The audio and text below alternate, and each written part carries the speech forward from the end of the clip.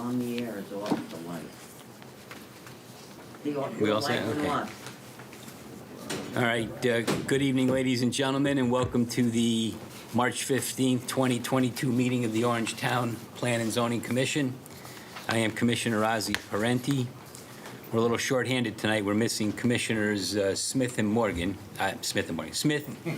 Cornell. I'm just thinking Judy Smith Morgan. Commissioners Cornell and Smith. Want to introduce ourselves at the... Sure. Tom Tarenti. Paul Kaplan. Jack Demerjen, zoning administrator. All right, we're even missing our zoning administrative person, Tammy. Secretary, yes. All right. All right, we'll get right to our agenda. First item is a review of the minutes from the February 24th, 2022 special meeting and the March 1, 2022 meeting. Everybody have a chance to look at those? Yes. Comments? I didn't have any changes. All right, I had no changes on either. Yeah. So Tammy should have been here to hear that. Make it easy for you tonight, Jack. All right, so Nothing on either. somebody want to make a motion that we approve the minutes? Let's start with the minutes of the special meeting. I'll make a motion to approve the minutes of the special meeting on February 24th as read. Okay. Second. We got a second. Is there any further discussion? All right, all those in favor? Aye. All right, and then with respect to the March 1 regular meeting? Move that we approve the March 1st, 2022 meeting minutes as written. All right, we have a motion. Tom, you second it? Second. All those in favor? Aye. Aye. Okay. Takes care of the minutes. Yep. All right, next item on the agenda is old business. Anyone want to bring up anything under that topic? All right, new business, number 3. Just one quick item. Yep. As last Thursday, March 10th, I attended my first meeting of the Regional Planning Commission at Scrog, and nothing of much consequence. Just wanted to report that. Good. And the regional senior planner, Eugene Lifshitz, was very complimentary of Jack. Oh. Said he's a pleasure to work with. Good. Good to hear that. Money's well spent. Thank you. Good to hear that, especially for Jack. Yeah, absolutely. Yeah, I'll take those all day. All right, that's good. Thank you, Tom. All right, Jack, do you have a report for us? Yeah, I'll keep it quick today.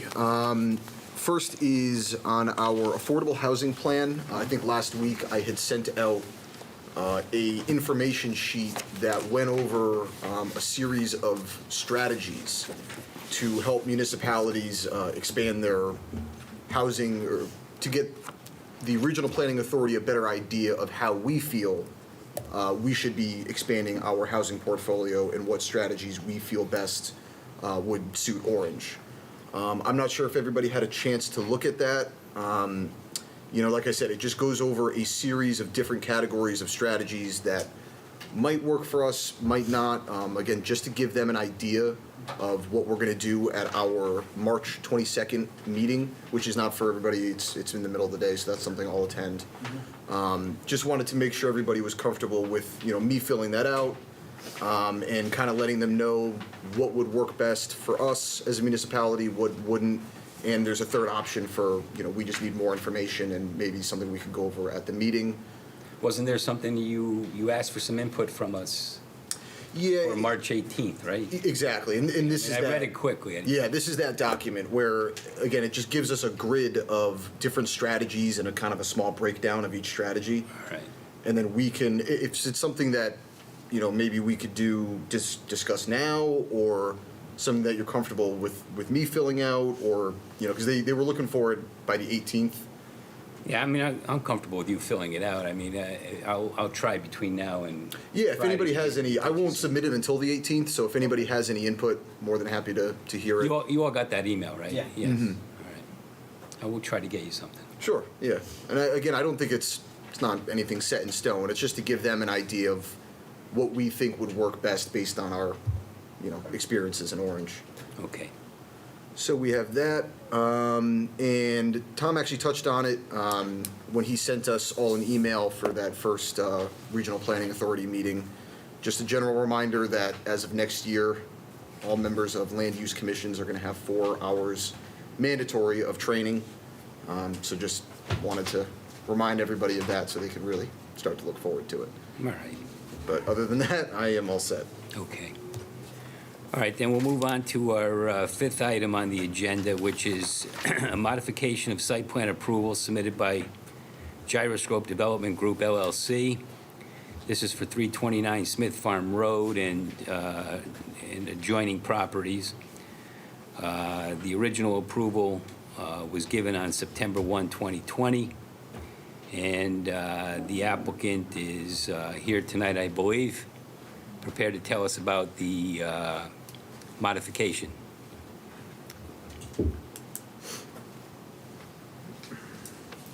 Chairman, and my friends here We'll in have you come up Orange. to the Oh, podium. up Yeah, there? they- Sure. Yeah, sorry about that. Well, I know I'm loud, so I'm sure they're picking it up. Hi, Carol Martin, representing Gyroscope Development Group, and thanks tonight for getting us on the agenda.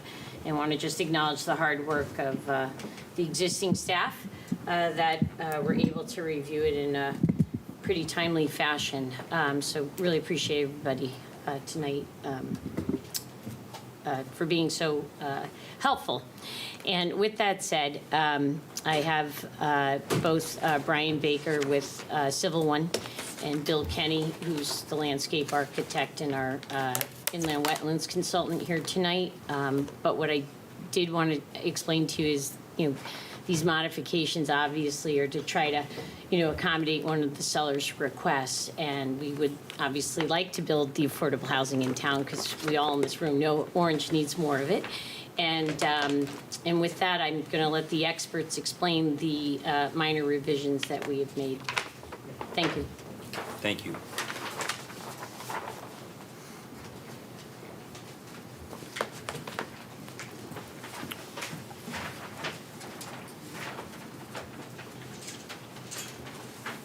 Excuse me, sir. I put that on the window. I put that on the windowsill. If you want, you could just lean them on the windowsill. I think it helps them pick it up. Microphones. Thank you.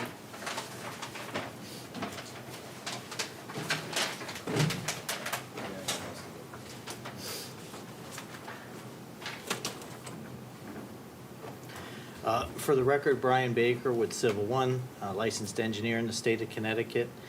We prepared the previously approved site plans, and then we're asked to make the modification by the applicant. This will look fairly similar to the previously approved application as far as the site plan goes. The difference being is that the previous access was in this location. That's up the abandoned Neenan Street right-of-way. And Building C, which is here, was located within that abandoned right-of-way. It was 28 feet further to the southeast in this direction. So basically the shifting of the building was Building C came over 28 feet, and then we moved the access between buildings D1 and D2. Building D2 shifted only 18 inches over to the northwest. In moving Building C over, we previously had a row of parking in this location, so that was eliminated, and we lost some of the parking spaces for these grassed islands for the new entry location. Yeah. Can you just give us a brief synopsis of what was the driving force for this? The driving force was to remove the improvements from the abandoned 50-foot Neenan Street right-of-way, so that we didn't impede any access to properties to the northeast.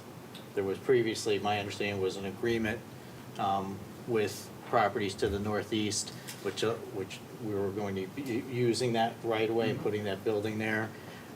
Now, the only thing that we're proposing in there is some of the utilities will still come up the right-of-way. Is there Is that right-of-way impacted in some fashion or impeded in some fashion? Or just decided No. not to use it? No. Well, it would have been impeded with the 50-foot would have been impeded with the building location there. Right. But that's, now that the building's over there, that is not impacted in any way. And we have some underground utilities on so basically when a right-of-way gets abandoned, 50-foot right-of-way. Goes to both person- sides. Right, Yep. person on the right gets Yep. 25, person on the left gets Yeah. 25, but both have the right to utilize that right-of-way in the future. So our utilities will come up our 25-foot strip location. That would be gas, electric, and the sanitary. Sanitary sewer matches what we had before. After meeting with Regional Water Authority, the water location was changed, so we have the water service coming in here to the northwest of D2. Sure. Hi, apologies for the interruption. For the record, Andre Gomes, Hinkley Allen, counsel for Gyroscope. Nice to see everyone in person Right. instead of via Zoom. It's been a little bit. Just to put a finer point on that, put simply, there Yeah. was a disagreement with one of the abutting That's what I was owners looking regarding access along the 50-foot abandoned, what Okay. we termed in the original application, the Neenan Street extension. So to accommodate that abutting owner, we just moved everything over to get it out of that 50-foot right You of don't way. have to worry about it. Yeah, exactly. So, that's beyond what the commission is dealing with now in terms of the Right. actual discussion with the abutting owner. Yep. But we're just trying to accommodate the While I owner. have you up there, are all of the sign-offs that we needed, in other words, did you run this by the, now that we have less of an access in that particular area, police, fire, they're all set with that? I defer to Mr. Demersion on that. My understanding was that all necessary town staff approvals confirm. had Good. been Okay. secured, and I actually believe that at the time of signing, traffic specifically had agreed, which was probably the one that would have been the most impacted with this movement. Good. So there's no longer access to the complex on Neenan Street? Correct, and I'll defer to Mr. Baker, but originally, the original site plan had access along the Neenan Street extension, and I Right. believe, Brian, it came in between buildings D1 and C, Yes. and it's just been relocated further Okay. to the north, I guess it would be northwest, in Right. between D1 and D2. So essentially, other than, as Mr. Baker said, any, the utilities, all improvements have just been moved out of the right-of-way. Okay. So I would think, so we have like the fire department, for example, Correct. signed off on that. All pertinent department heads have Because the signed off access on now this. is going to be on Smith Farm, off of Smith Farm. Correct, and there is an emergency access that's reinforced grass along the side of D2, that remains. We went and met with the fire marshal, and the only recommendations he had after reviewing it was to stripe both sides of the road coming in with fire lane, no parking. Okay. Which we did, and we went over the hydrant locations with him, and he was happy with the plan. And inland wetlands, Yes, this wouldn't change it. They went through inland wetlands prior to their initial zoning approval. This wouldn't change anything that was in the subject review all area right, for so wetlands. there's no sign off by inland wetlands or no need for? I signed off, yes. Okay, yeah, all right. Yeah. I mean, yeah, okay. And just, it was inherently, to me, you understand that if you have a little bit less parking and the same drainage system, the storm drainage is gonna work. But we went ahead and did a addendum to the storm drainage report and provided to the town engineer to showing that we still have decreases in all the design storms with this minor modification. In fact, Okay. one of the storms went down even a little more because we lost a little bit of impervious surface. But we kept the design of the drainage system the same. That's it Okay. from site plan engineering side. Bill Kenny is here. He can go over, there were obviously with this tweaks, some minor tweaks to the landscaping plan also. Let me guess, you're putting the trees in a different place. Well, Good evening. Bill Kenny, I'm the principal of William Excuse Kenny. me, I didn't get your name. Sure, Bill Kenny. With William Kenny Associates in Fairfield. I'm a professional landscape architect and wetland scientist. So we did very minor changes, and the changes were still in in accordance with the sections, the assisted housing district section of that regarding landscape design, so we're still complying with that. We had a shift around planting pretty much. We kept the trees, the same quantity of trees, and just reduced some of the ground cover and shrubs due to having the driveway here between the two buildings now, rather than before we had a walkway that came up between the two buildings. So we had to eliminate some shrubs and ground cover, but otherwise we have the same amount of trees. We've maintained buffer plantings around the development in accordance with section of the AHD. And the quantity of trees per parking space is 1 tree for every 5 spaces. We kept that. We've got planting around the foundations of the buildings as we did before. None of the, to the west, none of that changed. It was only. Correct. Nothing over here changed. So Okay. all those, you have the 2 neighbors here and the buffers that they had before, no changes to that. Any questions?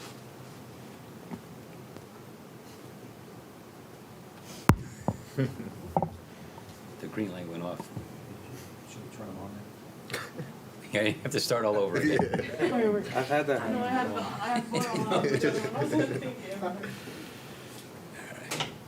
All right, thank you. Okay. Thank you. Any questions? No. Okay.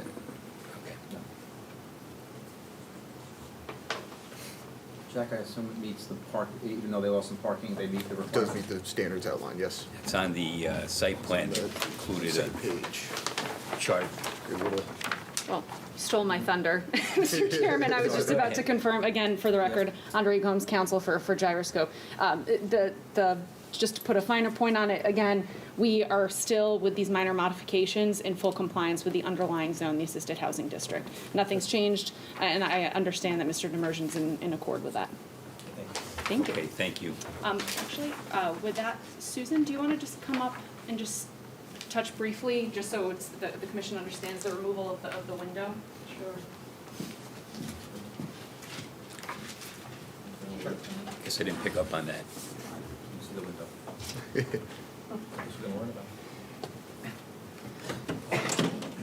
Hi, Susan Odell with Paul Bailey Architect. Just the 2 minor architectural modifications are the removal of bay windows on buildings D1 and D2, here where the driveway, on the driveway side. Just aesthetic, or was there a reason for that? Just to, it's more aesthetic with the main entrance coming in. We wanted to keep the, it's, and the bay windows each they're under 10 square feet, so very minor. Okay, Thank you. thank you. Thank you, Mr. Chairman.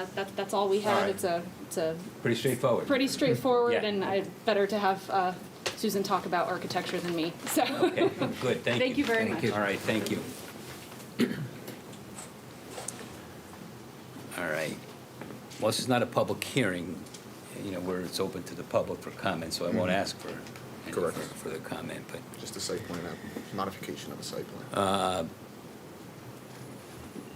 I don't see any. It seems very minor to me. No, I was curious as to what the driving force was. That's why I was asking those questions. Yeah. But I understand in 25 feet, they fit everything in, and they just moved it over as required. It seems pretty And still in straightforward. full compliance with Yep. the zoning regulations. Yep. And we have all the required sign-offs. Yes, sir. Town engineer. All right. So, Tom, do you have anything you want to add, or no? Nothing. No? Okay. All right, then, let's entertain a motion to approve the application. I for- will move to approve the modification site plan submitted by Gyroscope Development Group LLC for the property known as 329 Smith Farm Road, map 32. Won't go into that part of it. The modification includes building layouts, parking, landscaping, and grading revisions. All right, we have a motion to approve the application for modification of site plan. I'll second it. Tom, you'll second it. Any further discussion? All right, all those in favor signify by saying aye. Aye. Okay. Very good. When's the project getting underway? Thank you. hopefully very soon. Good. Yep, thanks very much, everyone. All right, Thank you. Thank you. I will wait just a second for them to clear out.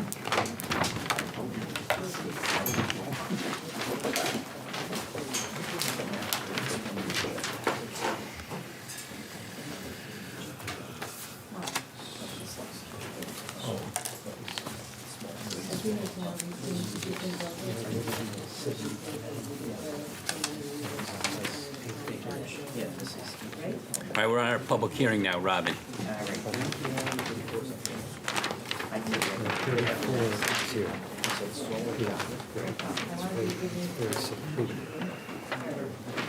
All right. Last item on our agenda is our public hearing for tonight. It's an application for special permit and use submitted by Alexander and Jessica Zamachai Good job. for property known as 848.5 Derby Avenue. And the application is to construct a 34 by 36-foot barn for personal use. Is the applicant present? Yes. Paul, legal notice, if you wouldn't mind. Oh, yeah, I'm sorry, yes. Jump the gun. Give me a second, okay? I'll move fast. Thank you. Thanks, Jack. Yes. Sorry about that. To appear one time on Thursday, March 3rd, 2022, and one time on Thursday, March 10th, 2022, the Orange TPZC. Notice of public hearing. Notice is hereby given that on Tuesday, March 15th, 2022, at 7 p.m., at the Orange Town Hall, 617 Orange Center Road, the Orange Town Plan and Zoning Commission will conduct a public hearing on the following.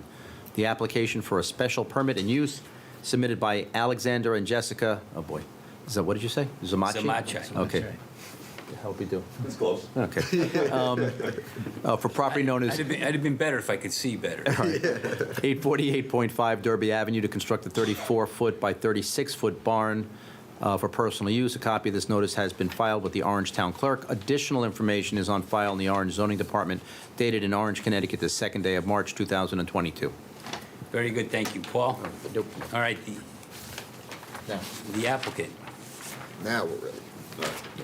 tell us about the project. All right. Well, you got my name. Thank you for having me tonight. I'm Alex Mahai. So the project is the culmination of my shed falling apart and our desire to use the 2 garage bays that are currently occupied by my workshop for the house and yard equipment and bikes in the other.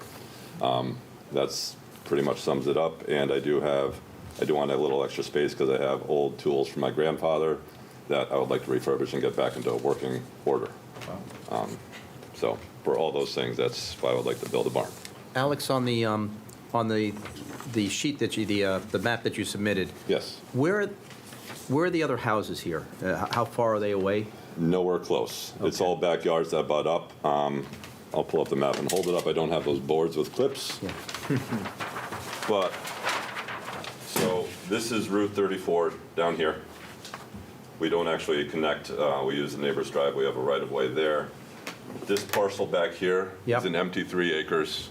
Abuts to another property that's owned by I forget the name of them, but they're up on Willard. Is that one landlocked, that 3 acres in the back? Yes.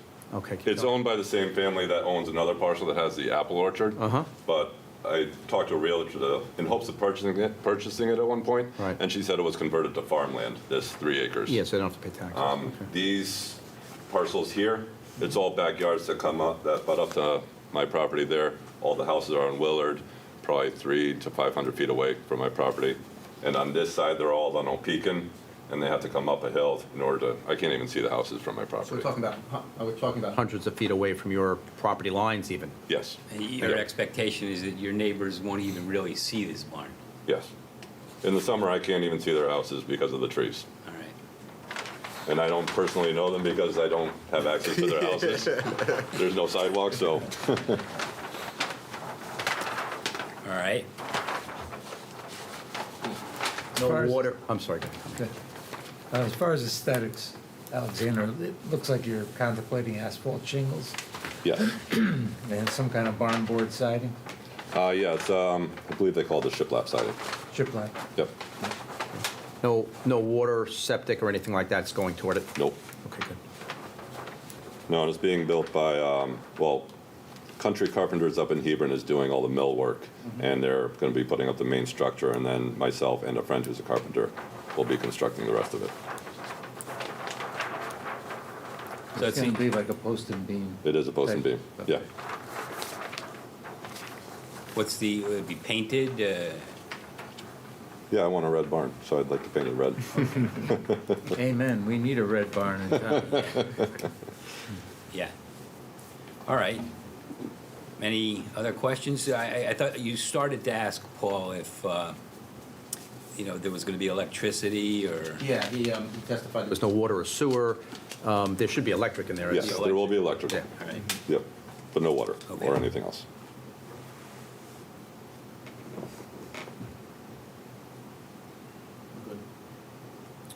All right.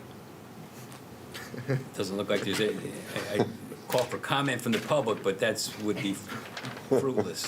Very alone tonight. All right. Any other questions? No. All right, I think we're all set. Okay, Thank you. awesome. Thank you. Stick around for a second, we're gonna vote very quickly. Yeah, no, I'll go sit back there.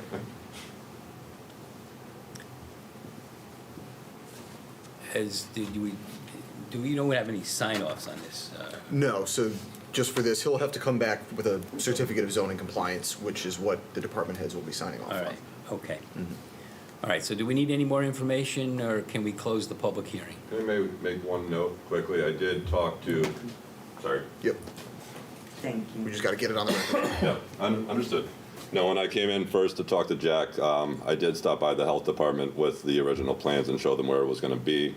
They said, based on where I was planning to put it, they weren't gonna have an issue with it. Yeah, It doesn't interfere with the Plan- reserve area? And then, No. yeah, so you're all set. Okay, Right. I just wanna make sure that, brought that up. Thank you. Yeah, so I'll move that we close the public hearing. All right, we have a motion to close the public hearing. Tom? Second. It's been seconded. All those in favor? Aye. Aye. I don't know, what do you think, Paul? I think it's beautiful. I get, I get concerned about the size. Tom reminded me about the sizes of the last one that we had really had a problem with. I think Kevin and I had a Was problem that with. much, 70 feet or It something. was much bigger. Much bigger. Like maybe this double. is about, what, 1,200 feet? Yeah, maybe Give or less. take, yeah. Yep. And I was wondering about that, though. The one we didn't approve was how big? 6,300 square. 6,300. 70 by 90, I wanna say. Yeah. Yeah. Right. Yeah. And it was a smaller, Tom Smaller reminded me, a lot. smaller lot, too. And this one is, no one's going to be able to see this thing. Yeah. Right, and that's always been a big factor for us, the extent to which it's invisible to the adjoining properties. I think so. Plus, this one is not anywhere near the size that we were starting to see, Right. And I do have it pulled up here. I don't know if anybody wants to look, but just the GIS of the aerial view of the property, I mean, there's nothing close to this where they're It's being heavily proposed. wooded. Heavily wooded, and you wouldn't be able to see any of the other houses, really. All right. Or them And the see this. aesthetics are much more in keeping with the town compared to some of the other applications we've seen. Yeah, I mean, it wasn't a great picture that we had here, but No, but still, it's you not. can tell it's more New Englandy, Right. more of a, as opposed to a, prefabricated sort of thing. All right. All right. And the other thing is, it is an application for a special permit, so we do need to make some findings along those lines. I think, you happen to have those findings? yeah, I do. Oh.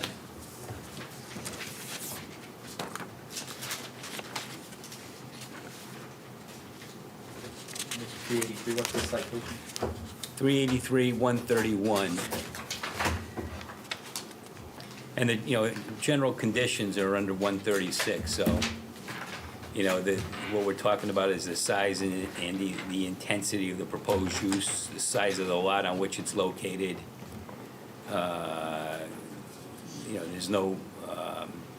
There are no traffic issues to be concerned about. Doesn't sound like it'll adversely affect property values in the neighborhood. Parking's not an issue, obviously, parking and loading. I don't see where this presents any particular fire or police protection issues, right? I would agree. And those are, you know, those are some of the things that we need to pay attention to that I don't think present a problem on a special permit application, you know. Again, you know, the site plan and architectural plans shall be of a character as to harmonize with the neighborhood. So I think it's, you know, it's what you would consider a typical New England sort of barn. So, I mean, if everybody agrees on that, we don't need to make any other findings, it's on the record, but I think that covers the bases on, you know, on special use permit. All right, I'll, ready to make a motion?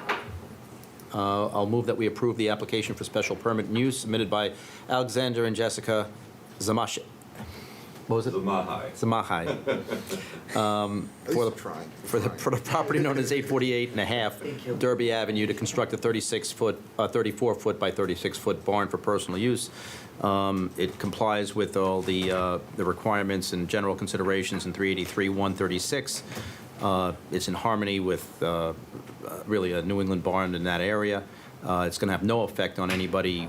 There's nobody close. And for all those reasons, I think it should be approved. All right, we have a motion to approve the application. Tom? Second? It's been seconded. Any further discussion? The only thing I'd point out is that it complies with all the zoning regulations. I mean, it's, you know, the setback requirements, the lot density requirements aren't affected, that type of thing, so. All right, all those in favor signify by saying aye. Aye. Aye. All right, very Have fun. good. Good luck with the barn. Thank you. I've been getting my name said wrong my whole life. I just love hearing all the iterations of it, so. We tried. Oh, you did much better than a lot of people, so. All right, best of luck. All right, thank you. Thank you. Thank you. You'll hear from me in the next day or so. Yep. Appreciate it. All right, so as quick as we started, we're done. Move to adjourn? Second. A motion to adjourn, it's been seconded. All those in favor? Aye. Aye. All right.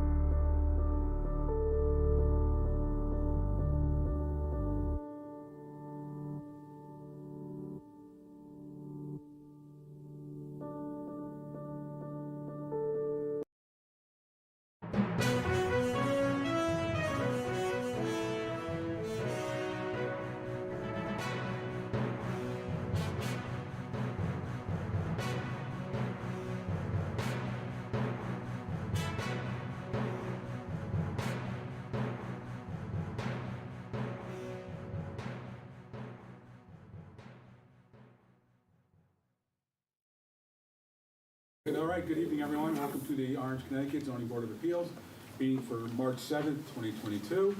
My name is Noah Eisenhower. I'm the chairperson of the board. Before we begin, I just want to introduce to the members who are here. We have Pat Tanza to my right, David Crow to my left, Greg Natalino to my left, and Matt Pickering, you're on speaker, Matt?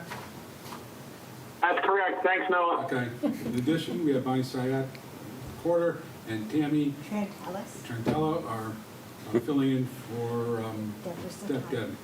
So welcome all. Just a couple of things. We have a full board tonight. In order for your variance request to be granted, we would need 4 positive votes. All variances must be recorded, if granted, must be recorded in the town hall within 1 year. I see we have one case now tonight. I'm going to ask anyone who's going to speak on behalf of the applicant to come up to the front, identify himself, front being the podium to my right. If there is anyone speaking in opposition, I don't know if there's anyone online, but there's they'll have an opportunity to do that. And if there is opposition, the applicant will be entitled to a rebuttal on that. First order of business, we haven't been here since November 1st, 2021. Has everyone had an opportunity to review the minutes of November 1, 2021? And if so, if there's any changes, if no changes, is there a motion? I make a motion. Pat makes the motion to accept the minutes. David seconds it. All in favor, say aye. Aye. Aye. Okay, we're good. All right, we have, indicate we have one matter down for tonight. I'm going to read that matter off now. As soon as I can find my agenda. Right here. Not right here. I'd be happy to read it if you like. All right. Zoning Board of Appeals, public hearing meeting, March 7th, 2022, 7 p.m., lower level, Orange Town Hall. We have petition number 1823 submitted by Robert and Elaine Barberi for property known as 35 Andrew Lane. A variance of section 383-30, in parentheses, large C, regarding setbacks from other property line is requested. That's the only matter we have down here tonight. Having said that, I will call any representative for petition number 1823 to come on up to the right.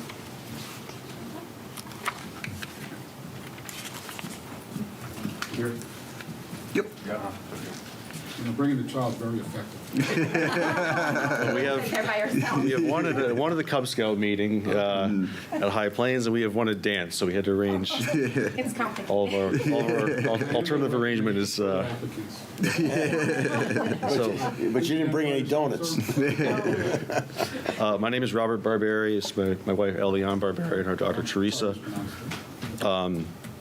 So we've never done this before. Jack's been a helpful resource in helping us with the application.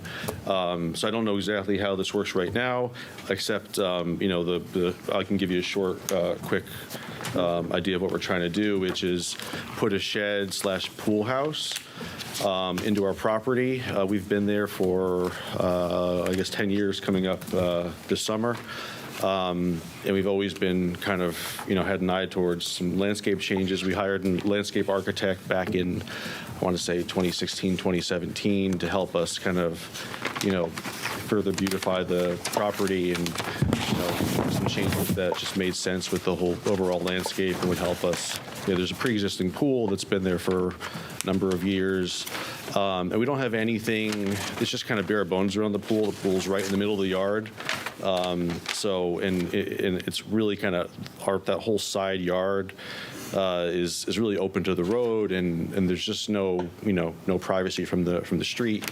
So it just made perfect sense to put a storage unit there, kind of a storage unit / changing area, something to house chairs and pool equipment. And our plan was really to kind of have that be, somewhat close to the pool / driveway, and then in the back have a separate door that really just functions as a typical shed. And then we found out that I think it has to be 25 feet in. And what we want to do was only going to be about 12 or 13 feet in.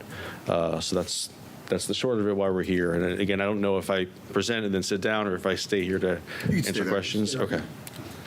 All right, so you want to put a shed, and you need about a 12-foot variance for the side yard. No. Say again? Microphone? Oh. Oh, I'm sorry. So you want to put up a pool shed, and you need about a 12-foot variance for the side yard. You know, what we need to show in order to get a variance granted is a hardship, something unique with the land. And I'm looking at the land here, and you somewhat have a rectangular lot, which is somewhat unique. It doesn't seem to make sense to put it anywhere else. Have you considered putting it anywhere else in the yard? Yeah, and that's, we definitely, I'm glad you brought that up, because that was something that Jack mentioned. We have to make sure that we're, that we present. So we definitely have considered it, and that was one thing, even going as far back as, you know, prior to even knowing where the, you know, what the requirements were, you know, when we had the landscape architect, was we want to put it somewhere, where should it go? And, you know, we have leaching fields and septic tank. It's, if you're looking at the maps, to the left of the left of the map. In the back area, I mean, you could put something there. It's not on the survey, but we have a, you know, a homemade swing set area there. And frankly, we just, you know, we like the view going back, just a lot of nice open yard, so it just looks pretty. And then the other thing is, it's the deep end of the pool. So we don't really want something that far from the, you know, again, I'm not sure if it's on the survey map.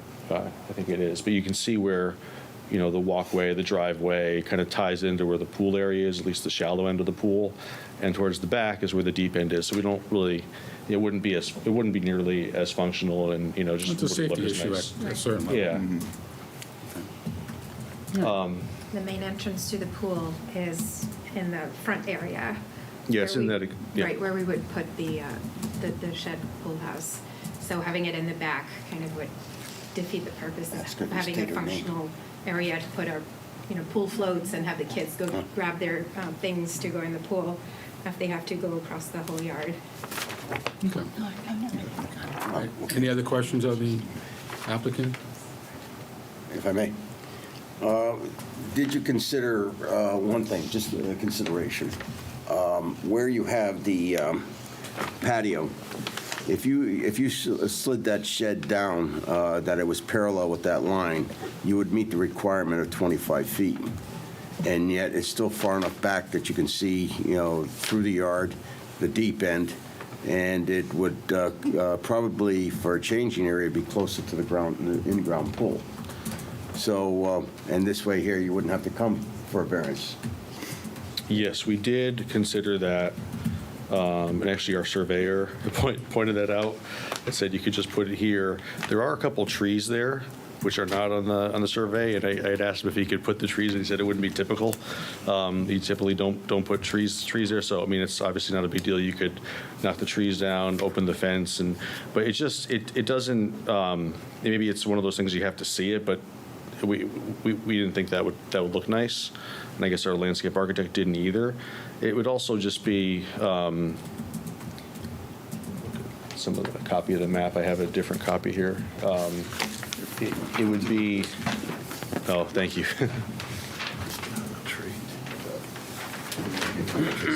Oh, thanks so much. Yeah, that's fine. Yeah. So it would be, yeah, so the patio area is identical. It would be right up against the, I mean, that's our like one little, you know, area to kind of sit with a lounge chair, and it would be really just like next to, we'd have to tear up on the fence, and it would be right next to it. It just wouldn't seem nice in our the patio opinion. area next to the tree line? Right to the right of the pool. Where there's the patio extends out a little bit, I guess, Okay. that area. Yeah, there's a, so I think that's what you're saying, right? It could go there and then be in compliance with the existing zoning. Yeah, you know, the thing It's on is, the pool deck then, so we're sitting on the, It would be, yeah, exactly, be right up against it, which wasn't all that appealing to us. the thing comes down to this, you know, here we are, it's black and white, to prove a hardship. You know, aesthetics is not a hardship. And I'm just trying to wrap my arms around that, what, you know, that we can gravitate to. And, you know, it may not require a variance, but, you know, because, you know, you want to see the back more, you know, that's more of, you know, aesthetics, but not a hardship. would that block the view of the pool if you had the shed on the patio? Would that block the view from the house? No. I mean, from the road or? Yeah, from the road, from the house, the porch. A bit less, I think. Because it would still be, you can kind of see where the, Because the way it is, it doesn't impinge or impede the closed-in porch, because it'd be in line with that, so you're probably coming in a foot and a half there. So you got full view if you're in the porch, you got a full view from the center of the house, and on the left of the house, you got a full view, looking straight out. yeah, I mean, it's a, I mean, The issue that we're putting in the an extension, so then yeah, well, I mean, it's a, right there. I don't know exactly how to answer your question. We did think about that, including this morning when we were thinking about, okay, what if that comes up? Why can't it go there? And I think it's just a variety of little things that add up. Part of it's aesthetics. A big part is aesthetics, right? Just not wanting to be, it just won't look as nice. It won't serve exactly the same function. But to be honest, I mean, we were just kind of brainstorming this morning, and it just naturally kind of came up, well, yeah, we could put it there, but we could also put it right here, right, or right here. It just doesn't, that's not why we're doing this. Yeah, and the thing is, you got to understand our end of it. It's a hardship. And aesthetics is not a hardship. So, I mean, very easily this could be shifted if that works. I mean, if there's a safety here, you got to prove that it's a safety issue. Okay. But other than that, you can shift this thing over and you got no variance. You don't have to worry about it. You go get a permit. You call it a day. We would have to leave a fence for safety with the children. The fence can but the actual patio or this pool house you're going to put up. So you could actually come into the back of it. That locks it off. This side here, because where you got it now, the fence that you're going to put up is going around along the patio and then back to the shed. Is that the way it was planned? I'm sorry, can you say that again? The fence to close in the pool so nobody can come from the outside in. Yep. So from what I can see, it looks like he's running the fence along the pool area, along that edge, and then it doesn't show it. He's showing it going back towards the Right. parallel with the house. Correct. So if you move the shed there, the fence could hit that portion of the corner of the pool house, and then come off the pool house and then go around, and then it would become part of the pool area, which is what you would want the pool house to do. So we'd have to keep it locked for the kids' That's- bikes and things that's- like that to access. you don't have to So decide. I I can't pick you up on my microphone, over Oh, here, my sorry. microphone. If you could step up closer to the microphone, thank you so much. I think what you're meaning is that the shed would act as part of the fence. It would be the fence. Which would require us to keep it locked for the But- kids. Yeah, but there's to only be one safe. door in and out. In other words, you only have one door on the shed. So it's, yeah, Well, it was going to be a storage shed on one didn't say end, that, yeah. and then a pool shed on the other. Yeah, but So separated is there into a two. separation wall between the, yeah, so it's one door. You have a door coming into the shed and one door coming into the pool house. So in That's- other words, you can't get from one area to the other. So, yeah, so that's, so I didn't specify this in the beginning, I should have, but I guess one of the things is that that area is also supposed to be, again, designed to be kind of, kids can go in and get bikes and things like that, like, all weekend, for example, we have our kids, going outside and getting toys and bikes and all that, scooters, right? So that's kind of, I mean, it's almost like a garage, right, in that sense. In the summertime, it'll house pool noodles and chairs and the robot to clean and, Right. You want to have and in access to the pool. So what you're saying, wintertime, they can go let in. me simplify it for you. So what you're saying, it's a safety hazard if the shed becomes part of the pool area. Because if they got to go out there and get in the bikes, they have access to the pool. Exactly. Is that correct? Sorry, that's where I was going. Thank you. Yeah. Yeah, we understand we're not here to tell you what to do. We're here to Yeah, yeah. address this one Absolutely. issue, and as we indicated before. Just want to make sure we're sa- clear. A safety issue. That is a basis for a variance, a hardship, and safety is part of the hardship. Any other questions for the applicant? All right. You all set? Have a seat. Thank you very much. I should note, for the record, we have submitted with the application our 4 letters in support. I think everybody has a copy of them. But the 4 budding owners of all universally indicated their approval of it, in no uncertain terms. So, having said that, I'll close the meeting. is there a motion to close the public aspect of the meeting? I second Okay, it. Greg makes a motion, David seconds it. You know, it's a variance, despite that's certainly valuable suggestions. We do have an application, we have to accept the application as filed, even though, but, you know, there is a unique, you know, it is an oblong rectangular piece of property. Just want to make sure we cover the bases. I think we're covered if none of the neighbors who have standing can object or not object. So I think that it looks like a go for me, but any other discussions? I make a motion. I'll make a motion to approve it. No? Pat made the motion to approve the variance, David seconds it. second it. Tim, you want to just My call the thing. roll to start? and I Just go- one at a time. Why don't you start with Pat, For- and just go around? You'll ask. Oh, okay. Pat? Pat? I was good with it. Yes, I Yeah. approve. Okay. Yes is a granting of the variance. Yeah, okay. David? Yes, I approve. Okay. Yes. Great, yes. Matt? Matt? Yes. Taking a vote? Oh, there we go. And I agree. I would vote to grant them the variance, so it is passed. Good luck to you. Yep. Thank you so much. Okay. I think you had a tired baby there. I make a Anything else motion. before this board? Make a else? make a motion to close. Make a motion to close? I'll second it. David seconds it? Okay, we're almost not off the air yet. We are adjourned.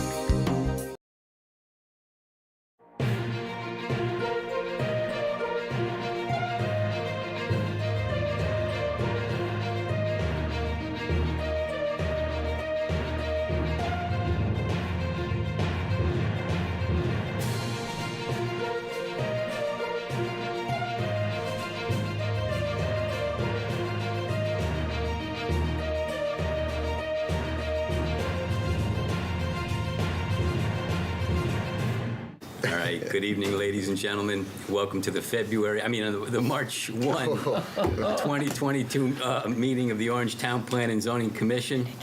I am Commissioner Ozzie Parenti. Let's have those seated at the table introduce themselves, please. Tamara Trantalis, Administrative Assistant. You need help? Tom Tarenti. Paul Kaplan. Kevin Cornell. Judy Smith. Jack Demerjen, Zoning Administrator. All right, great. Thank you. All right, first item on our agenda this evening is a review of the minutes from the February 15, 2022 meeting.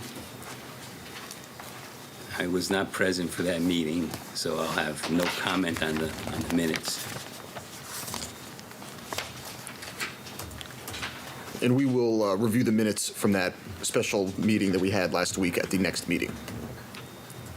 Well, I have no comments other than to say thank you to Tom for volunteering on the Regional Council of Government. This close. My Very pleasure. good. Thank you very much. Step right up. We didn't have to coax him at all. I did read that in the minutes, right? It was in the minutes? Yes. Yes.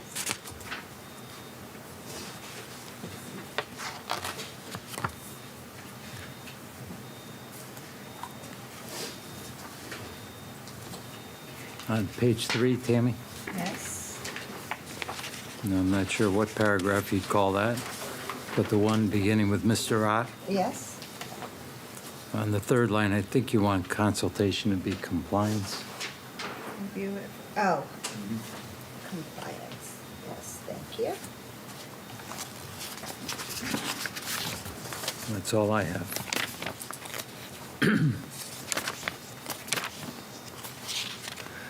I see that you attached the opt-out resolutions to the minutes. And the letters. Okay, they all appear to be signed. There was one on the very last page. Judy signed them all as vice chairman.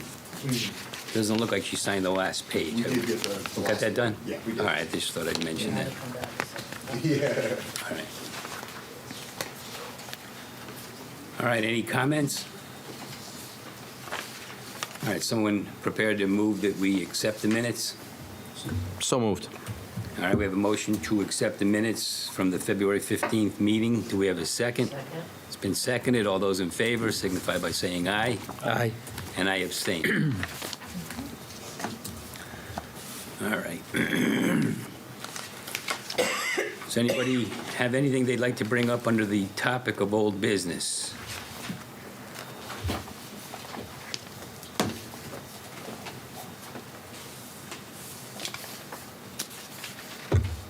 All right, hearing none, then item 3 on the agenda is new business.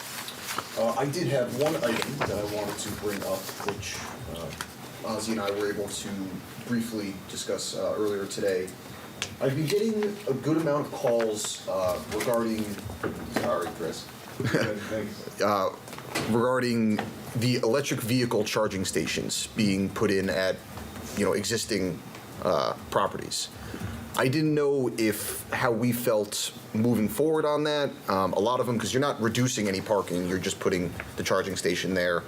And I didn't know if that's something that we were comfortable with me, doing administratively. I mean, we don't really have any language in the regulations that touches on those. But if anybody wants to have general discussion over, is there any special looks that we should be taking at these? Should it be, they would have to get building permits anyways, so it's not like they would just be able to put them in. Right. But I didn't know if anybody had specific concerns when looking at them, or they're brought up. You're talking about in commercial properties? Correct.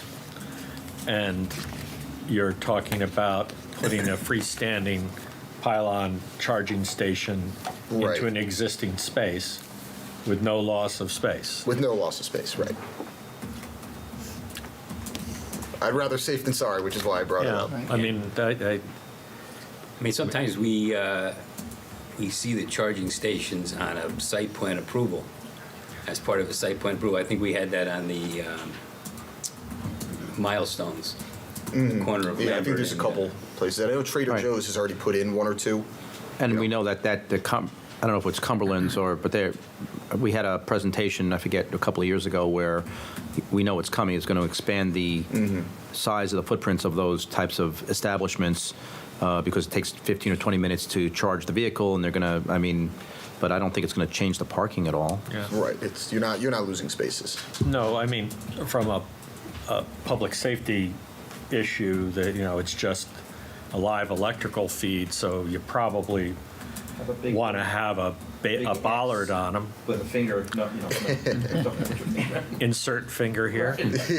Well, that would be the building department. Right. Right, they So I still don't would have think to it pull does. electrical permits and obviously get the necessary inspections and everything. I just didn't know if, you know, setbacks, do we have an issue with any, you know, it's obviously not structures they're putting in, but, you know, it is a small unit that would be included. But again, they're not changing the site really any significant manner.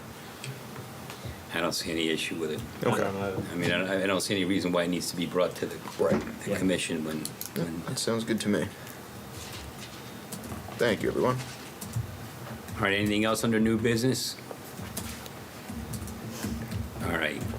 Jack, you have anything under report of the zoning enforcement officer? I do. I have a, at 100 Marsh Hill Road, the Avangrid UI property, they submitted a site plan for a around 3,000 square foot environmental storage building. It's on the existing portion of the property that's already utilized for storage. It's essentially a big shed that they're looking to put there. I just wanted to bring it to everybody's attention that I was looking at that administratively. For what? It's for generators and equipment that's already stored on the property, just building, like I said, an open garage for it, yeah. So it could be roofed. They'd be taking the places that they have current, like storage racks that are outside and exposed to the elements. They'd be replacing those with this building. From a coverage standpoint, they're fine? They're fine coverage. It's going on existing blacktop. All of the necessary department heads have already taken a look at it and given the sign off, so just figured I'd bring it up while we were here. Okay. All right. And I think that's about it. We had our housing meeting, so when I hear back from the regional planning authorities with any of that information that we had spoken about, I'll be sure to send it along. That was a good meeting, more than I expected to get actually out of them. Yeah. They were thoughtful, and they had obviously had mapped out a lot of the stuff, and were relatively familiar with Orange, which was nice. Absolutely, yeah. And I did get the recording of the meeting if anybody wants it, and I did ask Chris to post it online too, so it will be available. When we get the working document to modify to Orange, call it the base document, and we start working on language, is that a public hearing process? Or is that a special meeting? Or how do we do that in a collaborative manner and still meet our obligations? Do the bylaws allow for the appointment of committees? That's a good question. I think it does. So essentially creating a housing. You know, we don't have to all be present for that. Just Tom. The housing czar. But maybe we could appoint a committee to at least take a first crack at drafting some changes, you know? But at a certain number of commissioners, doesn't it become? It becomes a meeting, which is why we had to schedule a special meeting for the last week. Once we have three, right? Once we have quorum, yep. So do the legwork with a subcommittee that doesn't trigger the public hearing process, and then upgrade it? But we have a relatively compressed time frame, don't we? A little bit. I think they said we're going to have 2 or 3 opportunities for revisions before they, really start finalizing anything. We could always have a special meeting if necessary. Okay. But why don't you check the bylaws on that? Will do. Commission bylaws and see if that's allowed. And we'll see what we can do. And that's all I had. All right. All right, the next item on the agenda is the first of our 2 public hearings. This one was already opened at our last meeting on February 15th. It's the re-subdivision application submitted by Sunrise Hill Estates LLC for the re-subdivision of Lot 4 of Sunrise Hill Estates. Is the applicant present?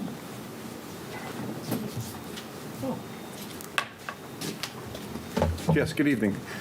Hello all, my name is Joe Porto. I practice law with Perrette, Porto, Parisi, and Clawell. Our office is in Hamden, and we are here with regard to our representation for the applicant. So we were last here 2 weeks ago on the 15th, and I want to just apologize. I think my conduct fell below the acceptable standard for discourse at a hearing like this, and for that I apologize. With regard to the application itself, we covered the four corners of the re-subdivision application for 54 Skyview Road, or Lot 4. It meets all the bulk standards. You heard from Mike Ott, the project engineer, and you heard from Dave Lord, the project soil scientist. The hearing was going along, I think, smashingly, and then some neighbors showed up and complained about the condition of the road. So within 24 hours, well, literally on the ride home, I was in touch with the developer, and by that following morning, we had sent an email to staff's office, to Jack, making him aware of what our client was prepared to do, which is the following. Number one, scheduled a meeting with Jack promptly, and that by that Friday, I believe that would have been the 18th day of February, literally went out to the site, and also agreed to the following schedule to patch the binder. So by way of background, my understanding is that the asphalt plants are closed for the winter, so they're not literally open right now. I think that's supposed to be happening soon, but my client said between the 7th of April and the 21st day of April, they'll go out and they'll patch the binder, fix any ruts or broken areas, make it more presentable and more operational, smoother. During that same time frame of April 7th to April 21st, they will repair or patch or replace any broken curbs. And then, regardless of where they are with the earthworks, if should the commission approve the re-subdivision application for this lot, between the 21st day of September and October 15th, they will lay in a finished course on that roadbed. Ideally, according to my client, if the other driveways for the remaining, I guess, 7 lots could be laid in, that would be helpful, because apparently the driveways come in and then the road is laid in to meet that driveway, from what I'm told. You guys probably know more. But that would be great. Yeah, and that's it. So that's the presentation. The nuts and bolts of the resub we covered 2 weeks ago. Judy, you'll have to help me out. Was there anything else? I was not at that meeting. And clearly, the neighbors are not in attendance this evening, so Right. I'm going to make the assumption that their concerns Jack, you met were with the applicant? I did, yeah. I met with Mr. Sachs on Skyview, pretty much discussed exactly what was written out here. Excellent. Made it very apparent that he's not planning on leaving the road. I think with the current 7 lots on Skyview, 4 of them are still in development. Okay. So it's standard that the road would be finished after those lots are completed, or else you just end up destroying the road and having to do it twice. Right. I think a lot of the frustration came from this subdivision was approved, I mean, you know better, I think around 2010, maybe even a little 14, somewhere around there, and 4 of those lots are today in development. It's just been a long time since it's been approved to now, so I think there was some frustration there, but certainly nothing. Well, what the applicant has agreed to do, I think that solves the immediate problem. Right, and on request of the applicant, I did send this off to the neighbor who that was nice, smart. Was present here, and I asked him to distribute it to the rest of the individuals who came along as well. Were there any questions on the subdivision application itself? No. No, meets all the qualifications. All right, and all For a lot. the municipal department heads have all signed off on it? Yes, sir.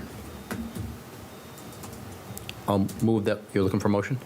Well, I thought Kevin was like he was going to say something. Oh, okay. I didn't realize his finger. I was going to make a motion too, so all right. you can go first. All right. Well, you're going to as long as the binder course is set and the property owners can count on that as being a certain distance below the finished course, then their pavers can go to the correct elevation. Everyone's happy. I think some of the frustration was, that it's still a private road and needs to be maintained, and Right, and the question is the level of maintenance there. Right, and everybody took a look. The applicant took care of things in this last ice storm, which was not easy. So, everyone's going to keep going on good faith. Yeah. All right, good. So we need a motion then to close the public hearing to start with, right? So moved. I think we may have done that. No? No. Oh, then I move that we close the public hearing. All right, Second. All right. We have a motion that's been seconded to close the public hearing. All those in favor? Aye. Aye. Okay. Thank you. Bill. Thank you. Thank you all. We vote on the, oh, okay. We discuss, if there's any discussion. Kevin said it pretty well as to what we were looking for. The applicant stepped up after being, brought to his attention, let's say. Yeah. And It's sort of a tangential issue, though. I mean, the real issue is the clearly. the subdivision application. Yes. Right. And we see no problem with that. Okay. And actually, just to put it on the record, and so we did mention it, the lot being created has a retention pond on it. It is the responsibility of the property owner now and in the future for the maintenance and upkeep of that pond. Along with the lot it's split from. Correct.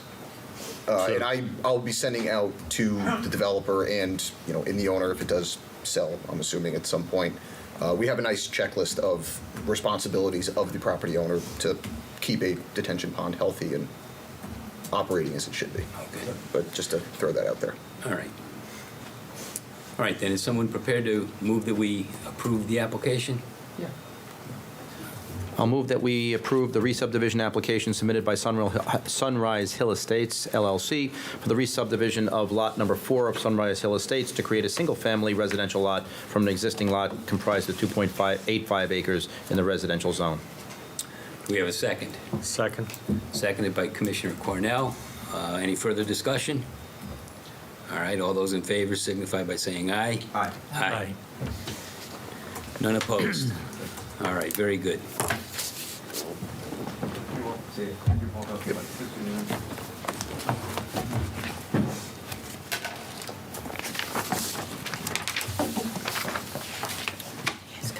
All right, our six. On the windows, sir. I'm not sure which one we're going to use yet, but I'll put it on the windowsill. Okay, now just so that you're by the microphones and not talking away from them. All right, item 6 on our agenda is the second public hearing that we had this evening.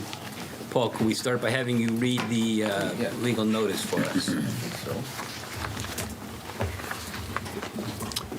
To appear one time on Wednesday, February 16th, 2022, and one time on Wednesday, February 23rd, 2022.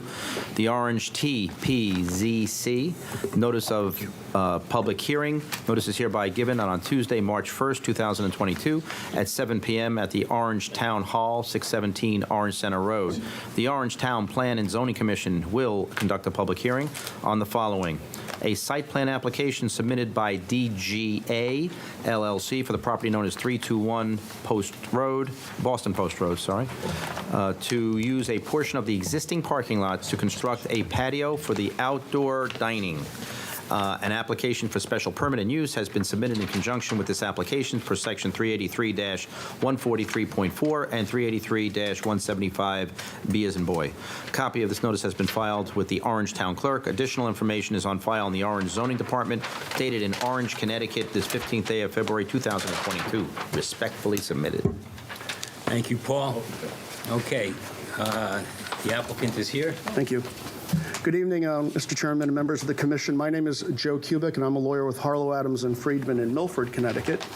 And I'm here tonight on behalf of DGA LLC, that does business as Chip's Family Restaurant. And with me tonight is John Wicko and Thomas Slota of John Wicko Architects in the back here, Jeff Gordon with Coda Spody Associates. And we're looking for approvals for outdoor dining at the existing Chip's Family Restaurant at 321 Boston Post Road in Orange. We're looking for special exception use for the outdoor dining and site plan approval. There's also an application, well, part of the special exception request has to do with parking, but we've been studying the parking quite a bit, and we think that we may not even need that, but we want to present anyway, so the commission can decide. You're referring to 383-175, Yes, I am. The governor's order, executive order, is still in effect until March 31st of this year. And we know that the legislature passed special act having outdoor dining be as of right going forward. But we've been waiting for the town to promulgate that ordinance or regulation, and we're kind of in a bind here. We really would like to get this outdoor patio and outdoor dining up and running this year instead of losing that time. We're seeking approvals today under the existing regulations with the hope that we will get approval so that we can get some shovels in the ground by the end of the month. That said, as you know, this is an LSC zone, a special shopping center, local shopping center district. And I have some history about this property, and I learned something additional today about it that I thought was fascinating, and how a town can do business over the decades. And it's a book here, and it's not. You'll hopefully explain the method to my madness as we go through this book. But on the first tab is when Clem Passarello got building permit approvals, and CO for the existing Chips restaurant. On the first page it shows CO on there for April 1966. Next page of Exhibit 1 shows the building and where it lied on the property. And if you were standing on the post road looking at the building, it would be all the way to the right of the property. It also is interesting to note that the distance from the Boston Post Road to the front of the building says 75 feet. Back in 1951, the regulations that were promulgated and that were in effect until April 1968 called for a 30-foot front yard setback in the business zone. In 1968, the regulations changed to 50-foot. And this building was completed in 1966, so falls under the regulations that were in effect in 1951. The next exhibit, and these are aerial photographs, and unfortunately we had trouble blowing them up, but these are out of the Connecticut State Library aerial database. The first one's 1970, and if you go to the second page, it's blown up. You can see the existing Chips restaurant. It's hard to make out, but the arrow's pointing right at it. Exhibit 5 is the 1990 aerial photograph, and if you go to the blow up, you'll see the existing Chips restaurant and what's now the Ken Mike Tower. The Ken Mike Tower was constructed on or about 1984. I believe the approvals for the Ken Mike Tower were 82, 83 range. And that, of course, exists today. Exhibit 6, and actually going back to Exhibit 5, it's hard to see, but you can make out the Boston Post Road, and in 1990 it would have been 2 lanes in each direction. The 1995 aerial photograph is a little better in the blow up in Exhibit 6. It shows the existing Chips restaurant, the existing Ken Mike Tower, and it shows samples of the parking that's around that property. And you can also make out that the Boston Post Road is 2 lanes in each direction.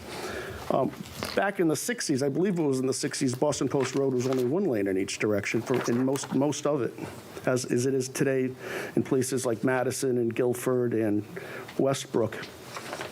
Exhibit 7, the blow-up photograph is much clearer now. On Exhibit 7, you can see the Ken Mike Tower, the existing Chips restaurant, and the use of parking on that property. And this is over decades now. And then Exhibit 8 shows, this is off of a more current, I think it's off of Bing Maps. I think it's Bing Maps. That's currently on the internet, and it shows the existing Chips, the Ken Mike Tower, and it shows the type of parking that's there. I mean, you can see the office building certainly has more parking. It's probably not a Saturday or Sunday, and it's certainly going to be our argument that the parking on this property, and I'll explain a little bit more about the nature of the property, is it's a mixed use. And Chips does its biggest business, I think we all know, on a Saturday and Sunday. They certainly are open for business throughout the week, but that office building is typically not very active on a Saturday or a Sunday. So the mixed use category for the the regulation rendered is that category that you can choose, I think, is completely applicable to the mixed use for this property and how it has been historically for about 40 years. The next exhibit, Exhibit 9, are just some photographs to get a feeling of the property. In particular, this first photograph shows that back side of the Chips restaurant where there will no longer be access. A couple points to that, and actually if you turn to the next Exhibit 2, there's another photograph of that property. I think actually the next page, not the next exhibit. We've talked to the fire marshal, fire chief. The apparatus have trouble getting around that corner, and as sure as most trucks. And we'll talk a little bit about the traffic safety. We've got approvals, of course, from the Traffic Commission about how shutting off this roadway will make traffic circulation safer. Joe, you're talking about closing as you come in from the post road, your inability to make a right turn as the proposal. Correct. Also, we've got wetlands approval. We're proposing to remove impervious surfaces, and I've got a couple experts here to talk about it, but impervious surfaces with impervious surfaces that would allow better water dissipation and hopefully prevent contaminants of getting into Silverbrook. But that was something Inland Wetlands has already reviewed. The big construction project that was there, we all had to deal with it. It's this huge pipe going. They widened the post road there to an additional lane, so now it's essentially 5 lanes wide. They put this huge pipe over a new bridge, new culvert, and you can see photographs of this is what has resulted. And so in between the post road and front of Chips Restaurant is this, and that's Exhibit 10 has better photographs. This huge pipe, it's got to be like this, a 1.5 to 2 foot in diameter, with a huge concrete abutment along it. So that's really what's dividing the post road from the Chips. It's not accessible. Certainly a barrier for any oncoming traffic onto the property. It's a fortified wall. But you'll see, if you flip through that exhibit, you'll see different shots of that wall and how imposing it is with the guardrails that run by. So certainly for a public safety point of view, no car can get into this location. It would be virtually impossible. The next exhibit is just Exhibit 11, is just to show that road today, and this photograph was taken today, is 5 lanes wide, where it was 4 lanes for many, many years, and back in the 60s, 1 lane in each direction. And so what I learned today was Chips is, well, let me go back a little bit. So Chips was built, the building was built in 1966 by Clem Passarello, the father of Ken Passarello, who owns the property with his wife, Georgiana Passarello. And about 20 years ago, this breezeway, many of us have been through it, where it acts as an outside door, then an inside door to keep the cold weather from blowing in and out and having a place for people to wait, was constructed. So that was constructed about 20 years ago. Since then, nothing significant has been done to the outside of the property as far as the restaurant goes. In 1984, the Ken Mike Tower was constructed. The approvals were sometime in 82, 83, and the Ken Mike Tower was constructed. There's two buildings on this property, 2 different uses on this property. But as it turns out, the property has never legally been subdivided yet. And I have the tax cards in that little book that I concluded for you. The first tax card says 325 on it in the upper left-hand corner. That's for the Ken Mike Tower. And the second tax card shows 321. That's for Chips. According to the tax assessor today, he said that there was what's known as a courtesy split. I'm not really sure what that is, but that's what he called it. And so the property is legally 1 parcel, but it has 2 uses on it, and it's taxed as separate parcels. It's our contention that Chips Family Restaurant always had adequate parking, still has adequate parking, and will continue to have adequate parking. But if it needed more parking on its weekends, it's got the benefit of the mixed use that it's had for many, many years. Is the number of spaces, is it non-conforming? No, we believe it's conforming, and Jeff Gordon here is going to explain that for you. That's why I brought him. Yeah, it looks good. So with that, I'm going to introduce, who wants to go, John or Jeff? Jeff, okay. Introduce Jeff Gordon from Codispoti and Associates. Thank you. You're welcome.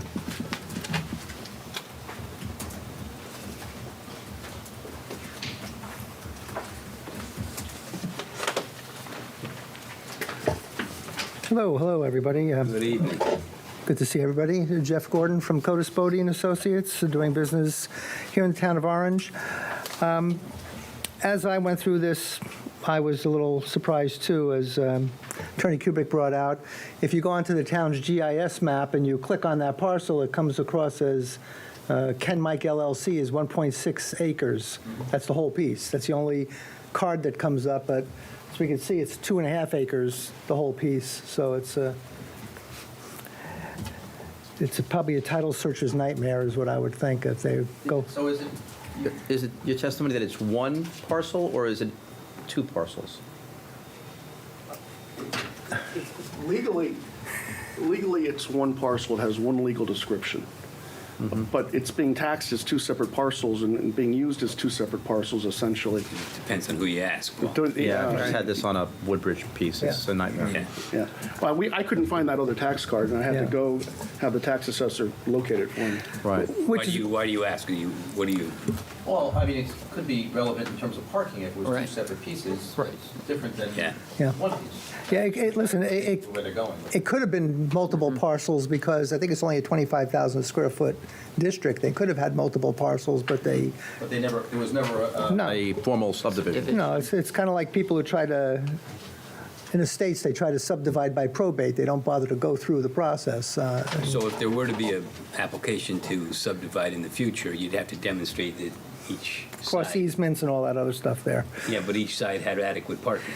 Yeah, and that's the thing, I went through the parking ratios based on what I knew about Ken Mike, which was not a lot, based on what the regulations were at the time when it was 4 per thousand for an office building. And the restaurant, which was interesting, I'll just kind of hold this up here. I have a highlighted red area there. Back at the time, few probably remember, but restaurants, parking was calculated based on one space per 75 square feet of patron floor area. And I think the approved plan showed 32 parking spaces. I tried to polyline through the building, and I came up somewhere around 33 parking spaces. But any way you look at it, a lot of times parking spaces are striped to meet the number, and they don't really meet your standards. As we look, those existing spaces over there, these spaces over here, don't meet any standard that you have or that I generally am familiar with, but that could be a result of 15 feet of the road disappearing and 15 feet of the property disappearing through time, and it just kept on getting squeezed down. So what we try to do is, as we put in this patio area to memorialize what they were doing during the height of the COVID close down, is to restripe spaces and regain the spaces that would be lost here and make sure that they actually are working parking spaces that meet some sort of a standard. So so I'm clear, so if you were to consider this to be two separate parcels, what's the parking requirement For a restaurant. for chips? Well, the way I would calculate it is if you took the building at 32, and if I added parking according to the 1 per 75 patron floor area for the patio area, even though that's only seasonal parking, that would be like another 24 spaces or 25 spaces. So I would have a requirement of 57 spaces, say. And right now, being that it's not divided into two parcels, it seems like the natural line has always been this island here, and there's 64 parking spaces that are attendant to that. So that's why it's never really been challenged as far as the need for parking. You know, occasionally, if nobody wanted to walk back there, they would park over here when nothing was going on. But what I did is I was able to pick up 2 parking spaces here, I pick up a parking space back there, and I restriped these spaces so they're actually normal-oriented size spaces. So I just want to make sure I understand your testimony, that that in the event it is 2 parcels, that there are 60, how many? Well, it's hard to say 2 parcels because we don't know where the parcel line would be. You just pointed Well, out I'm just saying that Like that's a natural. historically, that island seems to have been, but, that would make this non-conforming and this very conforming, in my estimation. So I don't they're know submitting it like that. where the magic line is, but we're not asking for a subdivision today. We're just giving you a little historical outlay on this. Is there access to the building from the east side? Well, there's access through into the. I mean, pedestrian access, not. No, they have to walk around to the front door there, but the staff and whatnot has access To the through rear of the there. building. Right, and then we have. Because that's closed off now. That would be closed off under your. Right, but- and again, you don't want people, there was always that little hesitation when you pulled in here, am I going to go right or am I going to go that way? And uncertainty is a real bad thing for traffic. You want a natural flow, and now we just come right in here, and that's fine. We've taken out asphalt, and Wetlands was happy because we're taking the asphalt away from the stream, and we're replacing it with a decorative paved area. The Traffic Commission was happy because it's now a more certain traffic flow. And the parking numbers are I gain 1 space on the overall total piece of property. So what I lose over here, I'm able to regain and gain 1 additional space. I'm going to ask it from a different angle then. Assuming that it's 1 parcel, does this application meet parking requirements? Yeah, I would say it meets the parking requirements as they were at the time the projects were built. So that goes to my non-conforming question. Well, Yes. I was about to say, he's improving by 1 space on a non-conforming condition. well, that would be, on your, Are you taking any spaces away due to the project? I'm taking, what I'm taking away here, I'm gaining back through that, and then I get 1 additional space over there. He's got a net gain of 1 So he's not space. enlarging the non-conformity? Correct. On the checklist for the application, it says required parking 158.52, provided 150. But it's your testimony you'll have adequate parking. Yeah, I think But what, in any event, that went back before we started looking at the date of the application approvals and what the regulations were at the time it was approved. That would be under your current regulation, it would be a few short, but in any event. But under the zoning table, he's got required 158, existing 149, proposed 150. Yeah. So, but he didn't upgrade it to the 1951 code that it was built under. That's our current code. But So from a practical standpoint, what exists there today that we've all experienced, whether we're going to the doctor at Ken Mike or Chips for breakfast, is going to be that or better. Right. The non-conformity, or if you want to call it that, is reduced. If it exists. Right. and I think it'll function better. So why the need to bring 383-175B into play? And that was prior to them going by the standard of. But aren't they required to go by this standard now because you're utilizing a current reg to put in a patio? Well, I can answer that. So I met with Jack and we discussed it back and forth, and it seemed the safer route is to put it out there. But since then, we've had Jeff crunch the numbers and do the measurements, and we don't believe we need to go under it anymore. And I'm willing to withdraw that because I don't think it's necessary given our the history of the property. Has everybody looked at that section? I can read it here if you like. Well, if you were to put an enclosed addition, so this is going to be an open patio, but suppose the proposal was to have an enclosed structure and just increase the square footage of the restaurant. What parking regs regs do you feel you'd have to come under at that point? I'd have to look at the regulations. I don't know off the top of my head. But current, If we're going to do yeah, I think if we're going to do a major addition, you'd have to bring it current. Okay. Okay. That's my thought.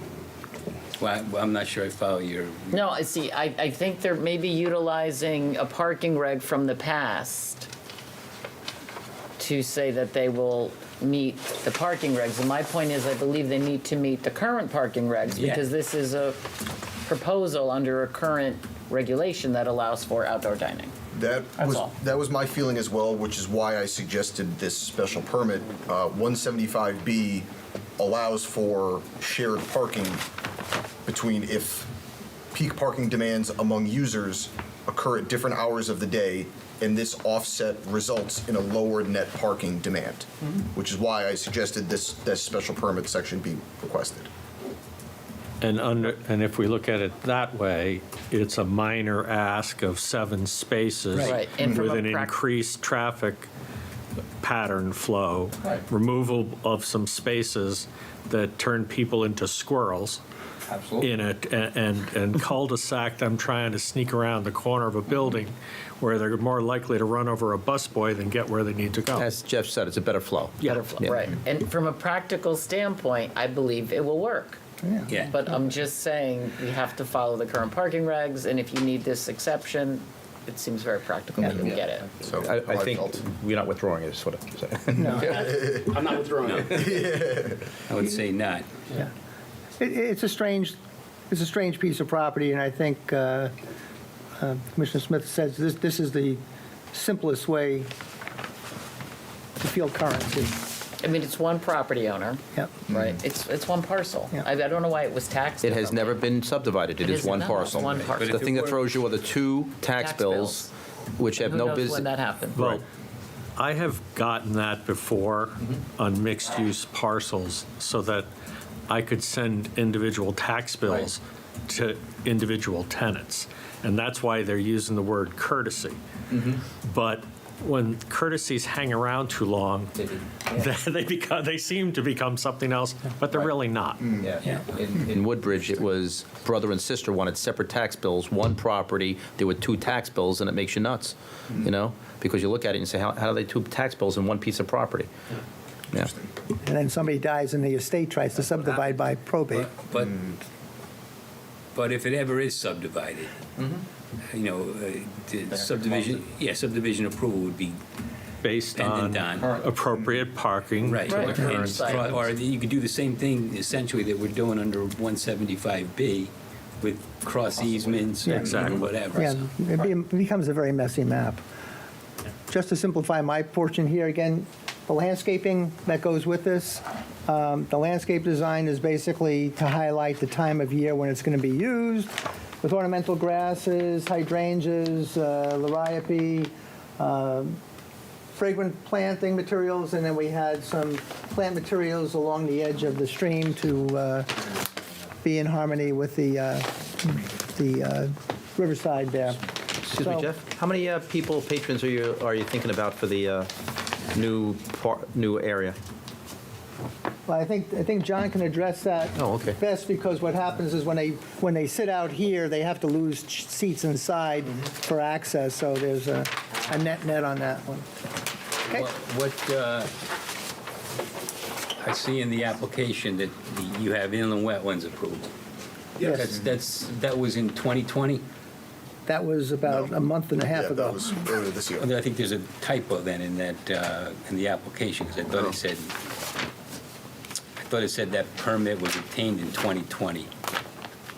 My question was, is it still in effect? I have the corrected version here. All right. Yeah, 2022. All right, so that's in full force and effect. Yes, sir. All right, let's give our attention to Mr. Wicko.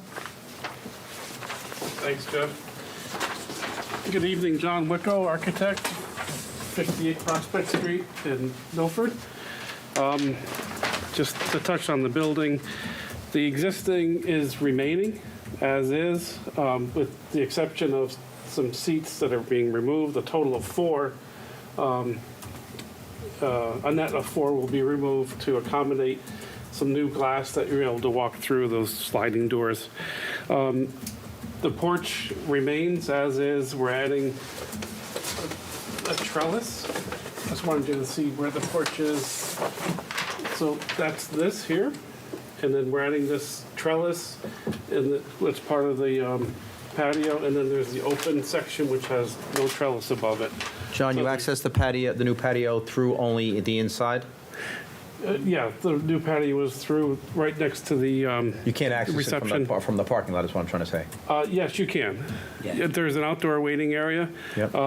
which is kind of being used now, but we're kind of getting in a spot so we contain some people, so it's a little Yeah, safer. instead of getting run over, yeah. Yeah, and then there's also, so that's here also. So that will be supervised by the hostess. And then there's this walkway, which Jeffy alluded to, which is really part of our egress plan. So there's two ways out from the patio area. The net seats on the outside are 72. They're seasonal. So when this is busy, this isn't busy, and when it's cold out, this is closed, and everyone's back inside. And we're proposing a solid wall, kind of a buffer, since the construction is done. But a landscape item, basically. A 4-foot fence here and then a 6-foot fence in the back. So it is a contained patio that people can't meander around once they're done eating. And Hey, John, what's the setback? For the, between the patio and the The side or the front? toward the post road? the post road, there's a, It's 36, I don't know. yeah, we've got the 30 feet. We've got the tables. All the tables are on the the inside of the setback. So no, the building is clearly outside of it, but the tables were kind of subject to it, so we decided to pull those back a few feet away from the wall. I have a drawing. Is it on that? If I could, does this look? If I could establish that line. Do you guys have that drawing? I believe you do. I'm sure we do. Okay, good. And then the exterior looks the same, with the exception of, the wall, the fence, and then the trellis that's in that area. And I have... The post road is here on this. That's correct. And I have some colored renderings if they want to be distributed. To see the natural browns and grays of the stone, and the trellis is going to be a natural wood. Are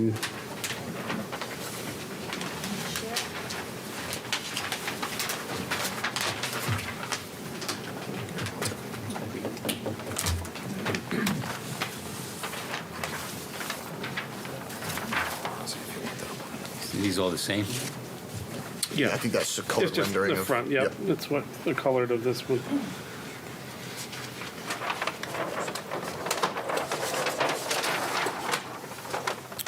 So we're really trying to beautify and soften up that front corner, and kind of hide it too from chips, to shield some of those pipes and guardrails, and put a buffer between the two. And also improve the site flow and safety of the whole arrangement the way it's being set up now.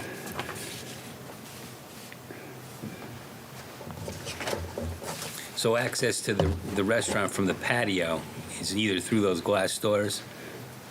Yeah, that's the primary access. But on Sliding glass doors? Yeah, there's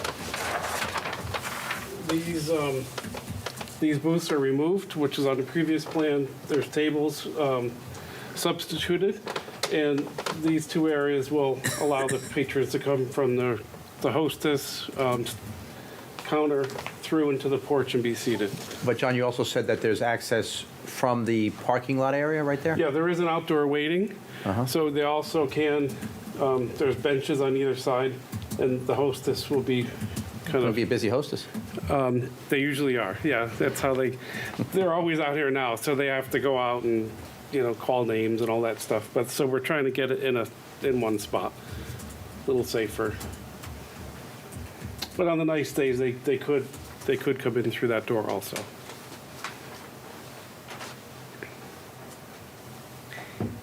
One of our standards is prohibits food and/or drink preparation in the outdoor seating area. That's not intended, I assume. Correct. It's all wait staff served. All the preparations in the same portions of the restaurant as they currently is.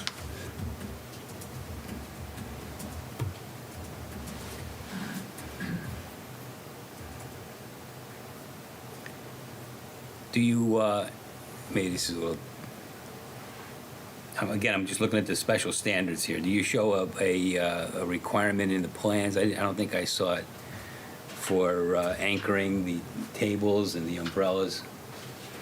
The umbrellas, they are anchored with the pod that they sit in. They're weighted. Tables are under the trellised area. So, but we're not. Nothing special. We're not going to bolt the tables down, but they are outdoor tables that are designed for that purpose. Okay.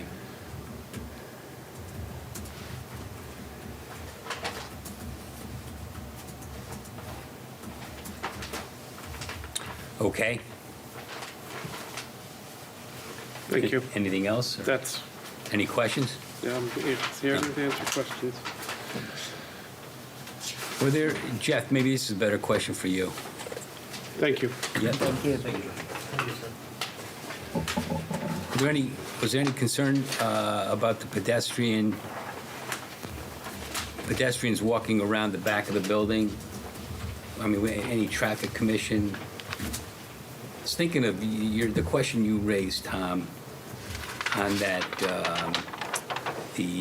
what's the candy store? Munson's. And there was a sort of a blind turn coming from the back of the building heading out toward the front. And we asked for some sign. It's going to be restricted, so I think it's going to be better than it was, yeah. But what about the pedestrian traffic? I don't think they can get through. Are they going to be able to get through, Jeff? No. Well, No. The only way they would get through is through that gate. There's an exit door here for emergency access that they could go out into the parking lot there, but you're not going to really be having Not somebody any going traffic. around, nobody going around the building. No vehicles can go around. He's asking about I'm talking pedestrian. about people on foot. Right. Can they walk around the building? They really can't. You can't get around here because there's a riprap slope into Yeah, the no, no, street. no. I'm around talking the about, rear? I'm talking about the From that door there? I'm talking about around the back of the building. Well, You park yeah. in one of those parking spaces. Oh, you could, but we expect that that's going to mostly be employee parking back there. Okay. But if they do, they'll walk through the parking towards the front where they recognize the entrance when they first drive in. I mean, you're only going to That's what park here if happens it's the now. last parking spot available, because you're going to have to walk all the way around to get in. Right. Not to say it might not happen, but it's not a prime spot, obviously. This has been. You're thinking it creates a. I'm sorry. You're thinking it's creating a dangerous condition because they could maybe sneak in the front toward through the front I was door. thinking cars are coming in and going right after the building, and people are coming out of those spaces. And going toward the front of the. Yeah, that's what I'm thinking. Yeah, parking lots. Yeah. It's a parking lot. Yeah. Right. So nothing like that was raised with the traffic. Not to my knowledge, and They signed off. they did. Yeah. I mean, I think you can make that argument in any parking lot. Right. Yeah. I guess, yeah. Yeah, I'm thinking about Target or any of the other ones. You know. Eli's is a good one. Right. Yeah. Yep. Same thing. Yeah, Eli's is very similar. Yeah. Yeah. All right. Haven't lost anybody there. What about the fire department? The fire department Sign is off. Signed off. Sir. The rest of the other department heads did as well. All right. That was my initial concern, actually, the lack of fire department access all the way around the building, but they didn't have it to begin with. Right, on that side. Right. I beat you Okay. to it, Kevin. Okay. Anything further? I think I can give you my usual conclusion about how we comply with all your standards, and will comply with your standards, but I think you've already heard all of that already. So we will comply with your standards, and I believe we do. So thank you very much for your time. All right, thank you. Thank you. All right, is there anyone in the audience who wishes to speak regarding the application? Okay, no. Do we have anything further? Do we think we need more information from municipal department heads or anyone else in order to decide the application? For me, there's not enough evidence that this is two separate parcels. I don't think anything's been presented here that shows me that, and if it's not, then, we're going to take it on one parcel, and that's how we'll deal with the submission. Yeah, I mean, I think we should close the public hearing first and have our discussion. But is someone prepared then to move that we close the public hearing? So moved. All right. Second. It's been seconded by Commissioner Smith. All those in favor signify by saying aye. Aye. Aye. All right, the public hearing is closed. No, I think 383-175 comes in to solve that problem for us. I mean, as long as you agree that language fits the bill. Yeah, I mean, this is almost the perfect situation. Perfect. It's the exact situation that you would hope for in this kind of a multi-use scenario where you have one building that's used during one time of the day, the other portion is used at a different time of the day, and the parking is accessible, as we all know. Has not been a problem. The biggest problem is going to be solved here, which is that you come in and there's a hesitation because you always look to your right to see if there's a little spot on the right, and you get the prime spot, and that solves you. You're right on the post road, if there's somebody behind you, it's an issue. Yeah. So peak parking demands among uses occur at different hours of the day, and this offset results in a lower net peak parking demand. I think that's. Right, and I think we can rely upon our practical experience of living in the town, going to Chips on the weekend, there's never a parking issue. They do share the parking lot on the weekends. Right. All right. Any other issues? No, I think that overall, it's a better site plan approved than it is existing. Oh, yeah. And it's an amenity that, a month from now, we'd approve anyway. Well, it's one big new parking spot for us, too. Yeah, I think that we'd still have the ability to impose some standards, but absolutely. But the whole site plan process would be a lot simpler. Right. The special standards wouldn't. But I'm glad the applicant came in now, anyway. Yes. Right, it's a very nice proposal. I think so too. Aesthetically pleasing. It's nice to see a local business be able to expand. I don't see any health safety issues. The 4 foot. That's a solid enough separation from traffic. There really is very little traffic close to the building. To the Gully in the front. What's in the front between the post road and? There's some kind of barrier there now, isn't there? Like a. Oh, there's a new guard wall in. Is that what it is? Yeah. Oh, okay. Yeah. But I mean, cars don't really get all that close to the patio. No. They shouldn't. That's some flying car. Right. Famous last words. Yeah. All right. Well, that's it. So, I mean, there are two. I forgot to ask about lighting, but I wonder if we have any issue with lighting. You can't, no. No, I know. You can be in charge. No, that's all right. I'll make sure to ask that question later on. All right. So there are two applications that we need to vote on. One is site plan application, and the other one is an application for special exception permit or use, which is the parking reduction matter. So I guess we'll take those separately. I'll move that we approve site plan application submitted by DGA LLC for the property known as 321 Boston Post Road to construct approximately 1,188 square foot outdoor patio. Okay, we have a motion to approve the site plan application. Do we have a second? Second. Seconded by Commissioner Tarenti. All those in favor? Aye. Aye. Okay.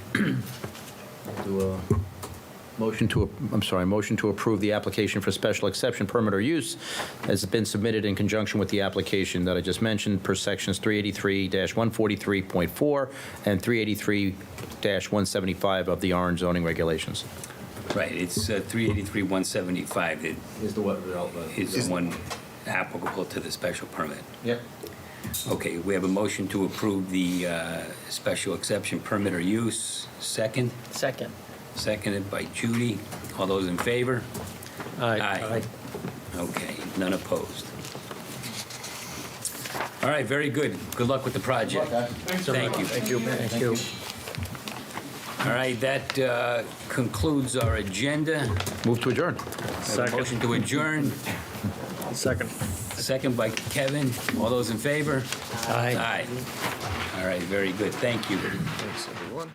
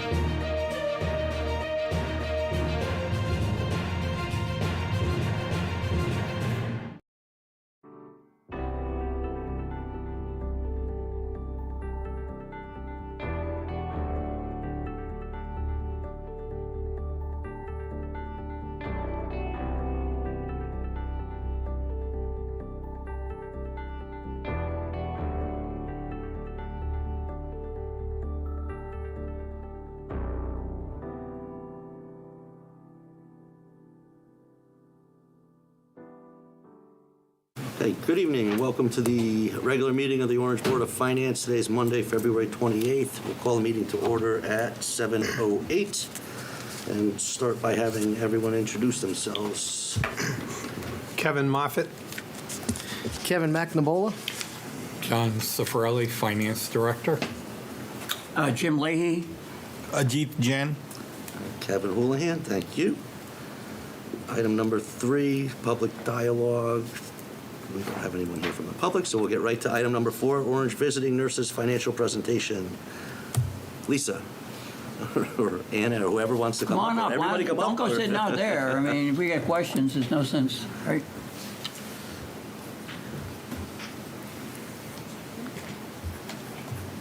Is it okay? Yeah. Thank you.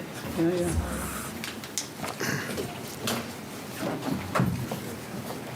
Let's see, we have this, Lisa, you'll be doing a lot of the talking, I guess, but you can share the mic. You want Take it over there.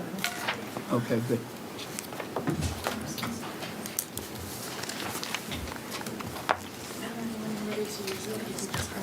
And we'll go on. Yes, that would be great. Pass them, let's see, what is it? Oh, couple over there for Kevin and Kevin. Thank you. And John, you'll need one, right? Don't want for Deb, because she's the recording secretary. Thank you. And I'll take one, and I'll leave, if you have an extra, I'll take one for Joe. Yeah, I think I brought 8, which I thought was Okay, gonna be- no, I'll make a copy, we'll get it to him. Okay. We have the electronic one now too, so that kind of helps. Okay, good welcome. evening. Good evening. So we actually had a conversation with Jim on the phone, and he has developed the Medicare yearly report. So I would like to turn it over to Jim so he can review the numbers with you. Good evening. I'm Jim McPherson. I'm from Peach & McPherson. We're a CPA firm from North Haven, Connecticut, and A little bit closer to you. yes. Thank you. Sorry. So we were here in September of 2021, and we presented some information for the years 2017 through 2020. And at that time, we did not have the 2021 cost report completed. So we wanted to come back to present the results of the 2021 cost report. So the the agency's year end is June 30th, so what we've added to the schedule this time around is the 2021 year, which is reported all the way to the right. The concern that you may recall we had back in September when we presented the 2020 numbers was that we're realizing a loss. The agency was realizing a loss that was fairly sizable, and we didn't know if it was attributed to COVID or the new methodology of reimbursement that we are under from Medicare.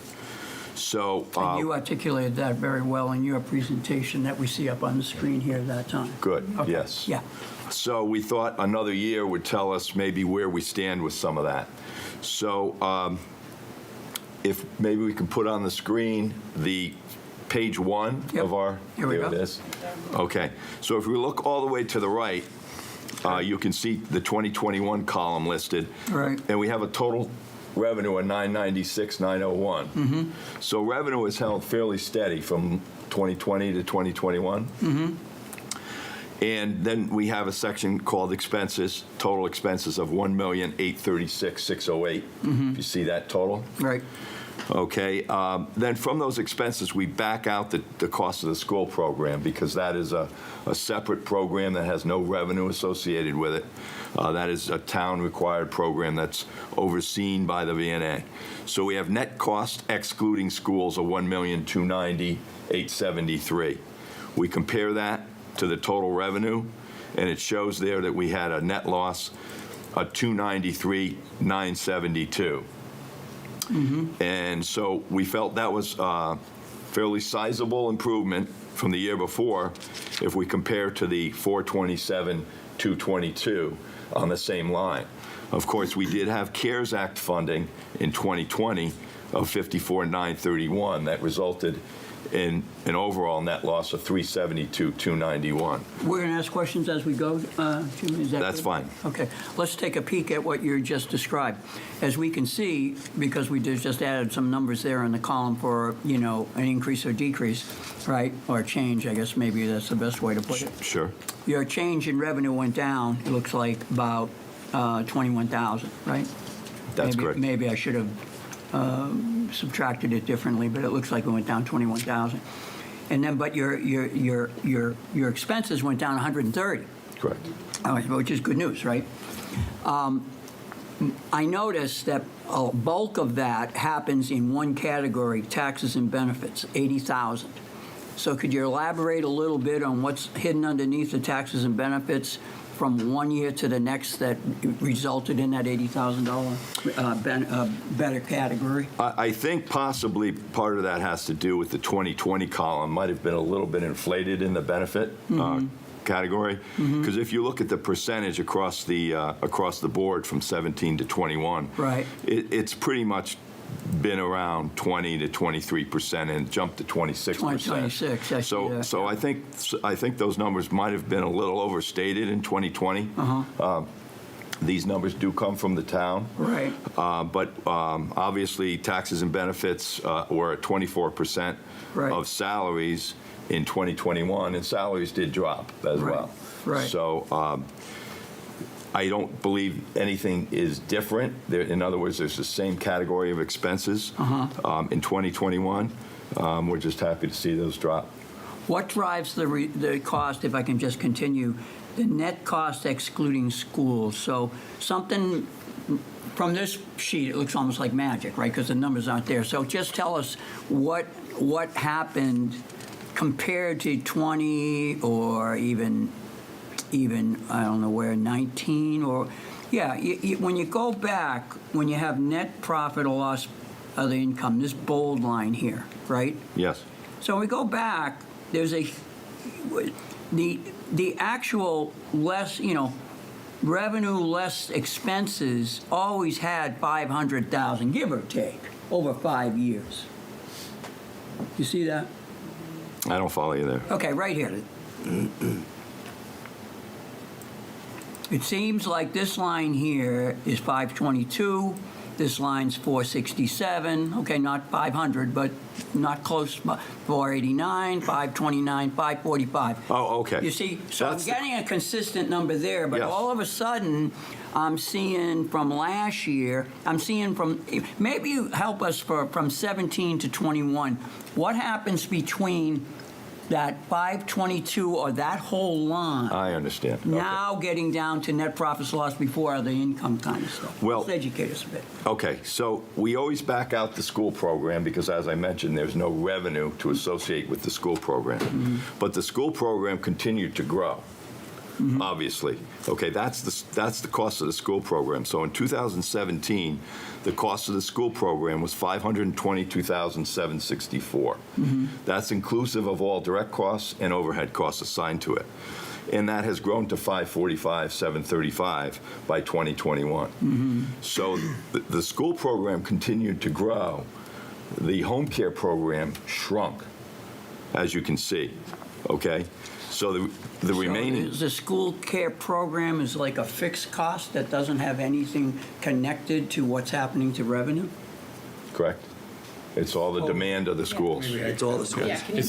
It's all the nurses in each of the schools. You have 4 schools, you have 4 nurses, you have part-time nurses when nurses are on vacation, out sick.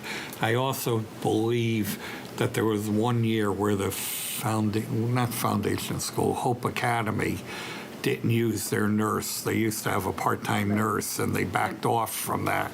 I think you've brought it back now, right? Or part-time. I think they want to come back full-time now. So that's another cost to the town mandated by the state. And it's all under our budget, so we need to take that out before we report it to Medicare. Right. And I think what you'll see at the end of this year, June 30th this year, you're going to see that school program go up even more because they were working without a contract, and they've got some substantial raises in the current year. Was there a nurse also at the Hebrew School on Route 34? Yes. That's what I thought. I thought Yes, there is. Part-time, yeah, she's there about 25 hours a week. Yeah.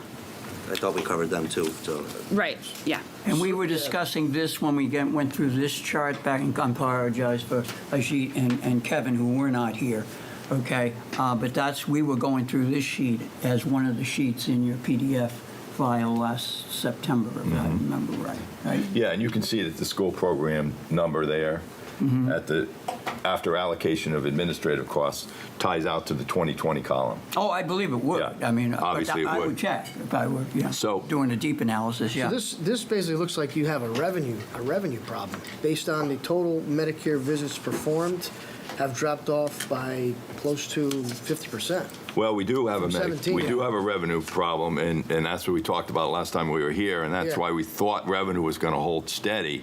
And I didn't expect to have such positive results in comparison to last time around this quickly.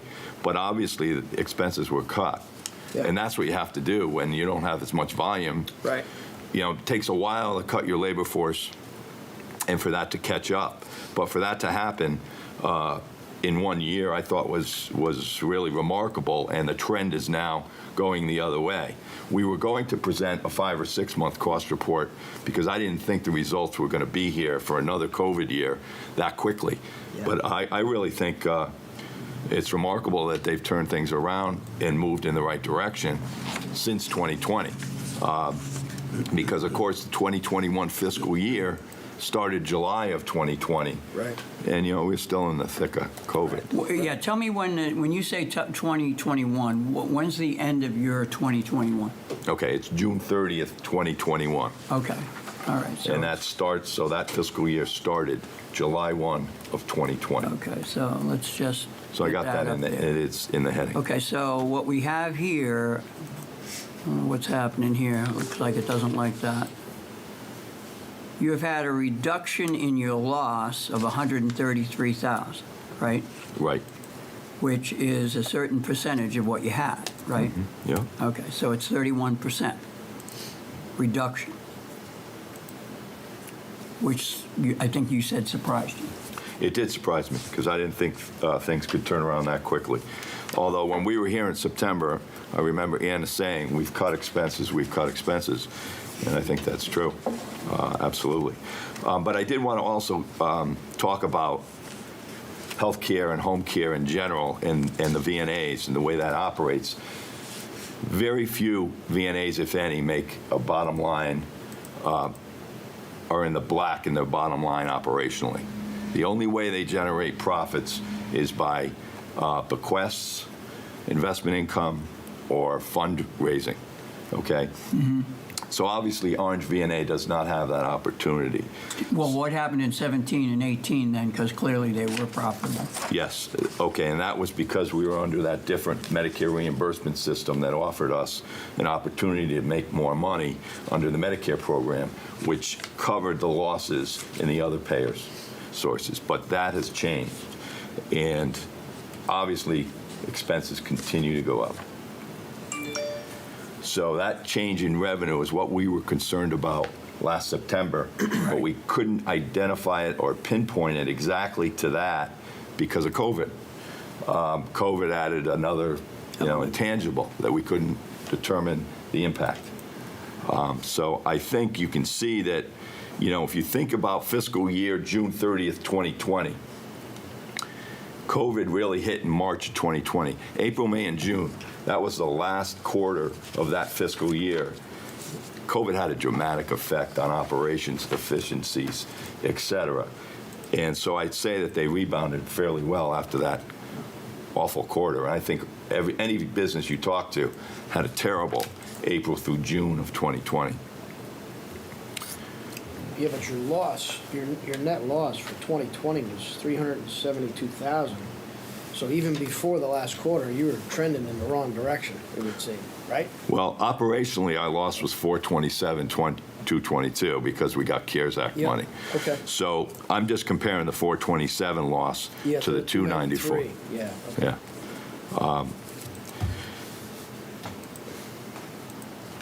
So are there any questions? I also added to the bottom of this schedule here that we do include non-VNA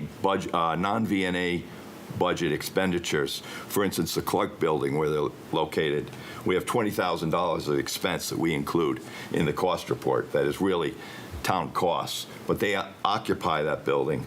We're required to include all costs on the cost report when we submit it to Medicare, because they want to know the true cost of providing service. So that's in the other, the expenses, 3 expense subcategories? It's in the other, the code A there. It's in the 178. So that's really a phantom.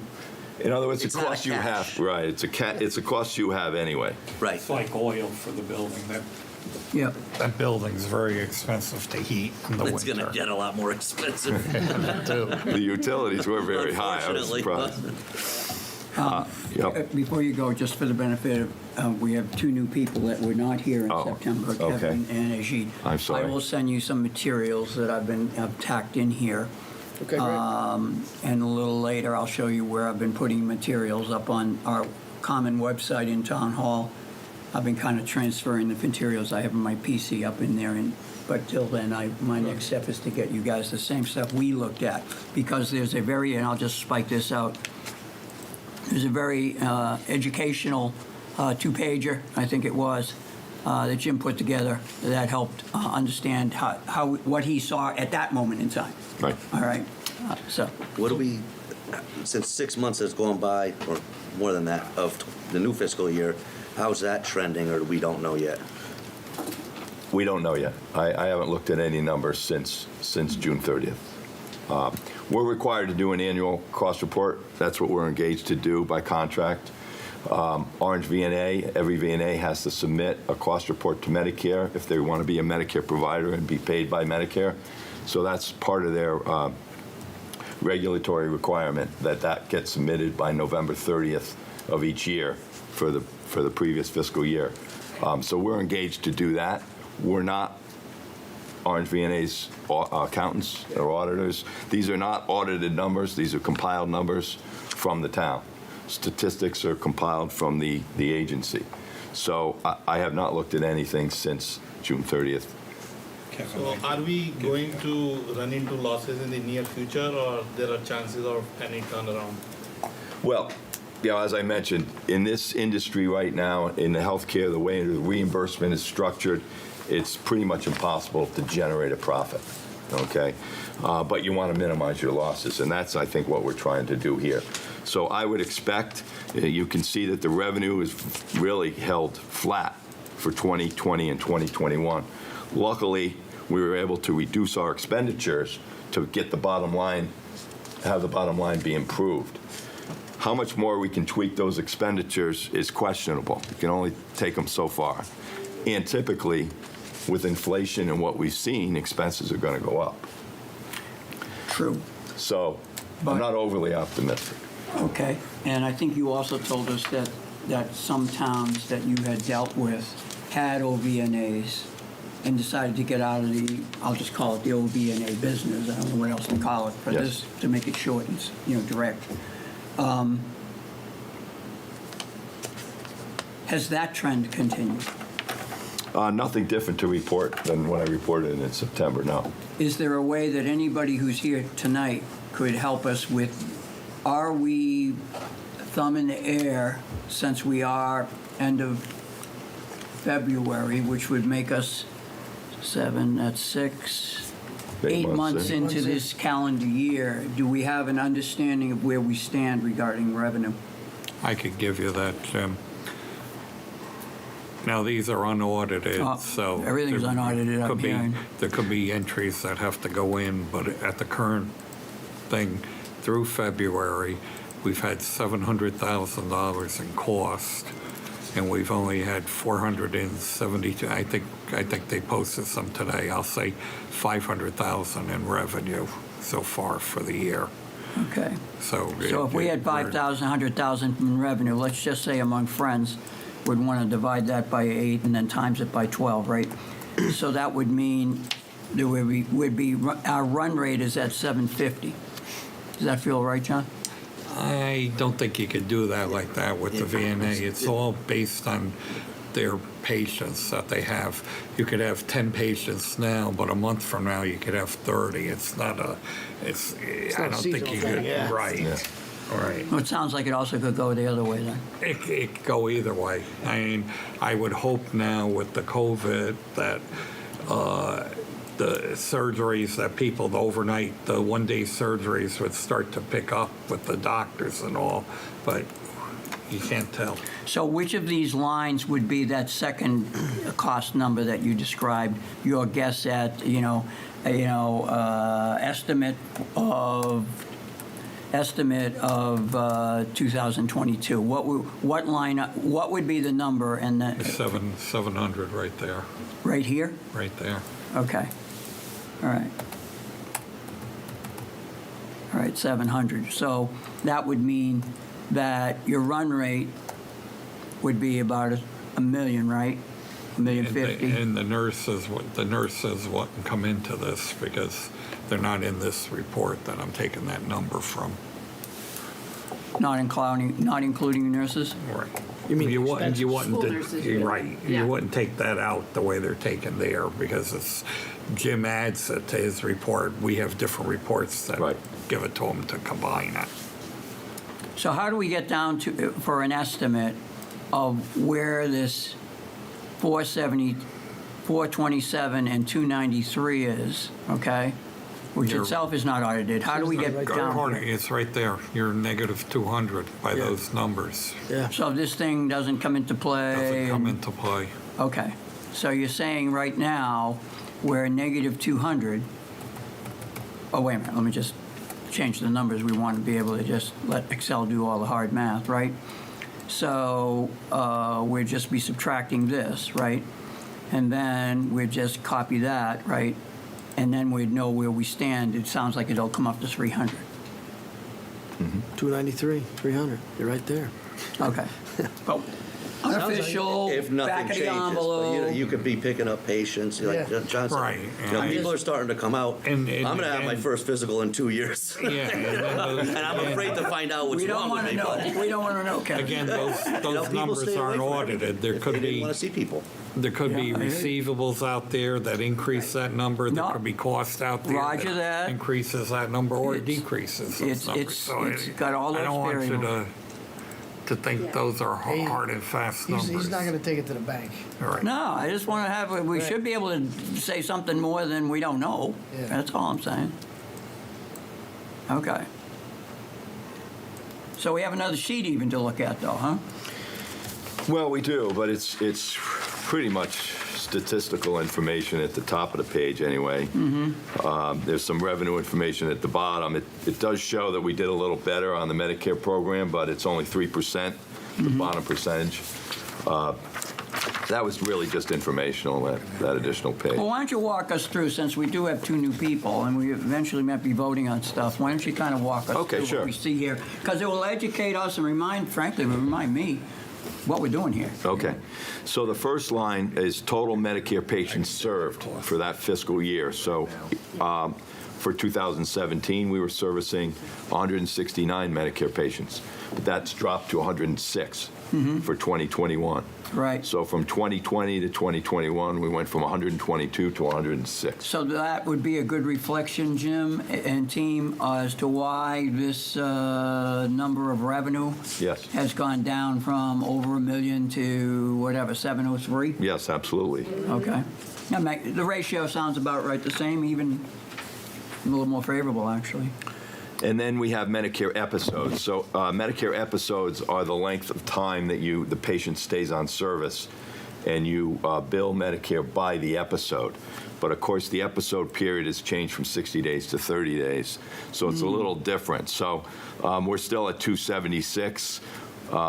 We were at 282, but again, part of that is because we're. So if I had a 58-day thing, I would have been 1 episode in the past, now I'm 2 episodes? Correct. So while our number of patients went down, the episode Stay the can same. stay up, but That's right. it's the same service. Am I thinking right? Yes. Okay. And then our statistics for the number of visits that we perform. So typically you bill on a per visit basis, not with Medicare, but for non-Medicare you bill on a per visit basis. So since our patients went down, the number of visits that we provided went down to 3,391. Now, if we can reduce our Medicare visits per patient, that's actually profitable for us, more profitable, because we're getting paid on an episodic basis, not on a per visit basis. So if we can get paid for the full episode and do less visits, it's more profitable because we don't spend as much labor Oh, to do because that. here's where it picked me out, Jim. I immediately said, oh, 3391, compare it to 6144, that's 55% of what it used to be. And so my brain was going back and saying, maybe that's why it went down. But you're saying, no, it doesn't work that way. No, it doesn't. Okay. One would think, yeah. You would think it would, but it doesn't. it doesn't. Average net God bless.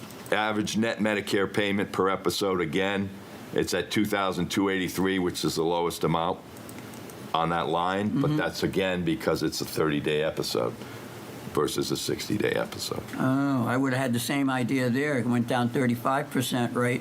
Yeah. And I was saying, 35%, that sounds like 700 to 1025, but you're saying, no, don't. Doesn't work that way. And it started, the new reimbursement system started January 1, 2020, Yeah. which was the midpoint of the fiscal year 2020 fiscal year.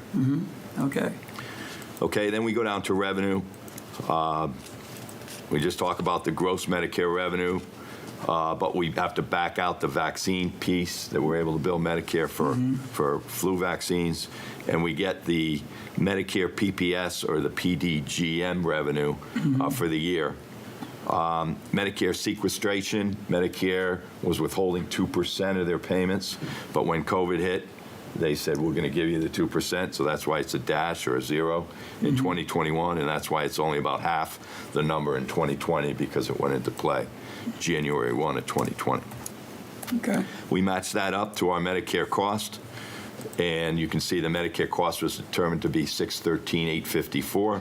So we have a profit on the Medicare program of $16,167. Is there any stuff on this page that ties exactly back to what's on the prior page? No, because this is Medicare only, and this is total. On the first page is basically total. Okay, but no line item? Well, the 703, it doesn't tie specifically because one is town numbers and the other is Medicare process claims. That's kind of grenade close, right? It's pretty close, yeah. Okay.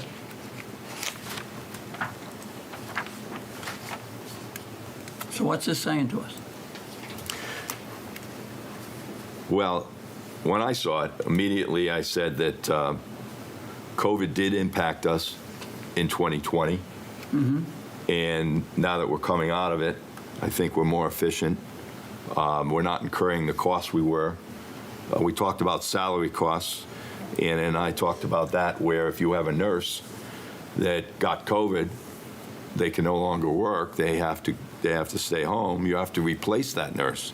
So you could have salary costs double for a period of 2 weeks or whatever, and they're both going to be assigned to the budget of the VNA. Correct, John? Yeah. So those costs are going to be in there double for that period of time. I'm sure we had some of that in 2021 as well. Oh, had to. Had to. Yeah, we did. Yeah. So I really feel that, in 2020 we had a combination of the revenue issue. Obviously, revenue's down, but we did lose revenue in that April, May, and June quarter, I'm sure.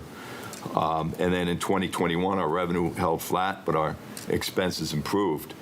And the bottom line, I thought it was, I was very happy to see how far it moved in a positive direction. Obviously, we're still negative overall, but it's moving in the right direction. When I was here in September, we talked about doing a 5 or 6 month cost report to capture the period July 1, 2021 through December 31, 2021.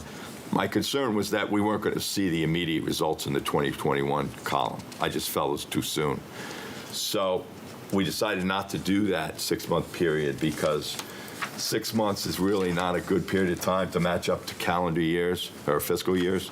So because the numbers were as good as they were in 2021, we decided to forego that at this point in time. Plus, it's costly. It takes a lot of manpower to do that. They spoke to me about it, and I agreed with them that it wasn't going to be worth doing at this time. Well, that's a preemptive, rather than us asking that question. I appreciate it. Yes, that's why I offered it. So,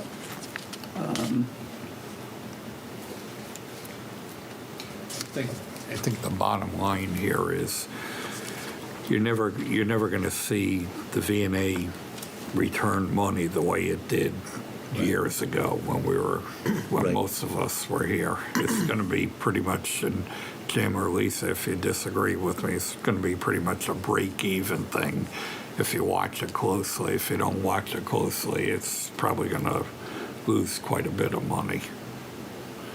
It's just not something a lot of towns or cities are doing anymore. It seems to be like. so Jim, to your knowledge, you work with other towns that have VNAs, yes? Yes. Which ones do you work with? That are town-based agencies. Or maybe you're going to educate me. I don't know. Well, there are VNAs that are separate entities that are not part of the town. Oh, okay. But municipal agencies, the only other one that I currently work with is Berlin VNA, and I think I mentioned that back in September. I did work with Naugatuck VNA, but they actually terminated services, I think rolled into another VNA. And there's only maybe 5 or 6 across the state. Old Saybrook, I think, has one, and very few. Okay.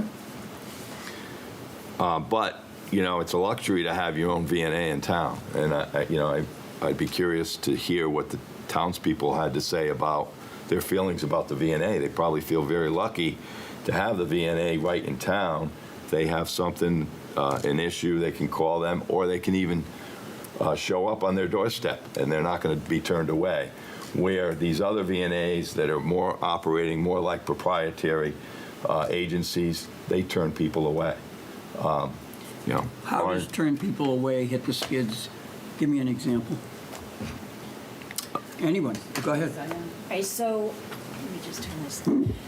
So we get people that come in who say, my blood pressure has been, I think my blood pressure has been elevated. They have headaches. The sight isn't the same as it used to. That has changes. So they know that they may be getting sicker and need to see a physician. So we will check their blood pressure. Sometimes they'll come in a couple times a week, sometimes 3. Some people now have had their medications adjusted by the physician, and they come in once a week. So we actually have office patients that really aren't billed through Medicare because they're not homebound. They don't have the qualifications for home care, but we still take care of them. There's Orange residents that need an injection once a week. They come in, there's nobody available, they can't do it themselves, and there's no one available to do that, so we give the injection. Can't go to a doctor to do that, or what? I don't think they want to go to a doctor to do that. It's more costly to them to go to a doctor than it would be to go to us. We charge very minimal costs to the Orange residents when they have an issue and we can't take care of them under their Medicare insurance, under home care. Okay. So we have, I think right now, Anna, 5 office patients that come in. So we're talking, for example, 106. Now, these are just Medicare. I don't know if you're talking Medicare or not. No, I'm not. No, they're not Medicare. No. Okay. Medicare would not pay for that. Okay, so when you say Medicare patients, you're defining a Medicare patient as someone that Medicare is going to pay. I could be a Medicare patient one day, and then same person walks in. You have to be homebound to be a Medicare patient. So you have And there to be needs to homebound. be You a can't skilled need, too. physically be able to leave your home. Oh, is that so? You have to go out there. That's right. Yes. So we're talking about an elderly population, pretty much. Where I'm headed, by the way. Everybody's headed there. I'm on the cusp. Yeah, so these are patients that don't qualify for home care but still have a need. We get numerous phone calls from Orange. A lot of times it's family members who they'll say to us, this is what's going on, I need help, what do I do? And I will literally walk them through the steps. Do this, contact your physician, call long-term insurance companies, and I kind of help them along to try to get the assistance that they could possibly get. Other agencies aren't going to spend the time on the phone to do that. Jim, Dr. Mohammed has any association with VNA? Dr. Mohammed, is he connected to you guys? He's our director. Operationally, is there any No, operationally, he doesn't really get involved, no. policies? No, pretty much our quality assurance nurse and the supervisors are the ones that develop policies. Okay, he's not connected to your P&L in any way? He is on the salary side, but it's very small. And he's just, it's a regulation that we have a director of health Okay. on our agency. That's for the He might need your microphone. Thank you. It's a regulation, Medicare regulation, that we have a director of health, and that's why we have Dr. Mohammed designated as the director of health.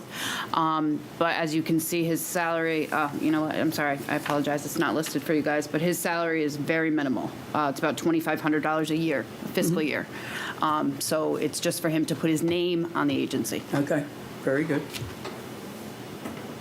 All right, so operationally, you pretty much stand alone. You service homebound patients. There's a lot of benefits, it sounds like. Does it feel like when Naugatuck went off of having a VNA, they must have had to, it would have been the same situation in their town, right? Well, the only thing, they were not in charge of the school program. So that's a huge factor here. You need, as a town, you need to have someone oversee It has to be oversight in the school program by a nurse, by an administrator. And so, If we didn't have a VNA in the town, the nurse program in the schools would be overseen by the school administration, like most towns. Say that again, John?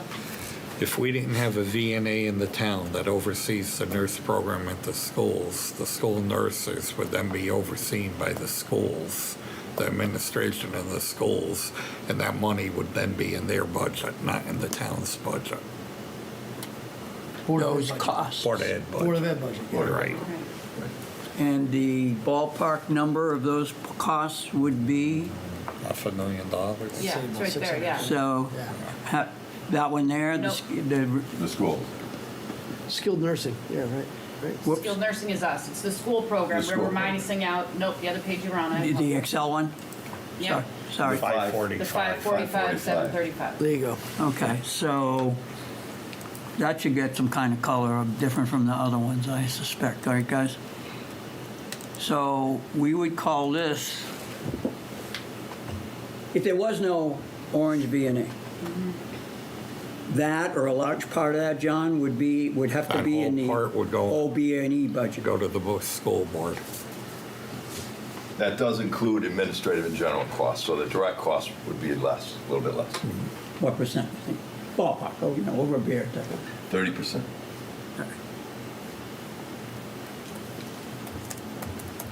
30% less if shifted to OBOE, but that would be a big number.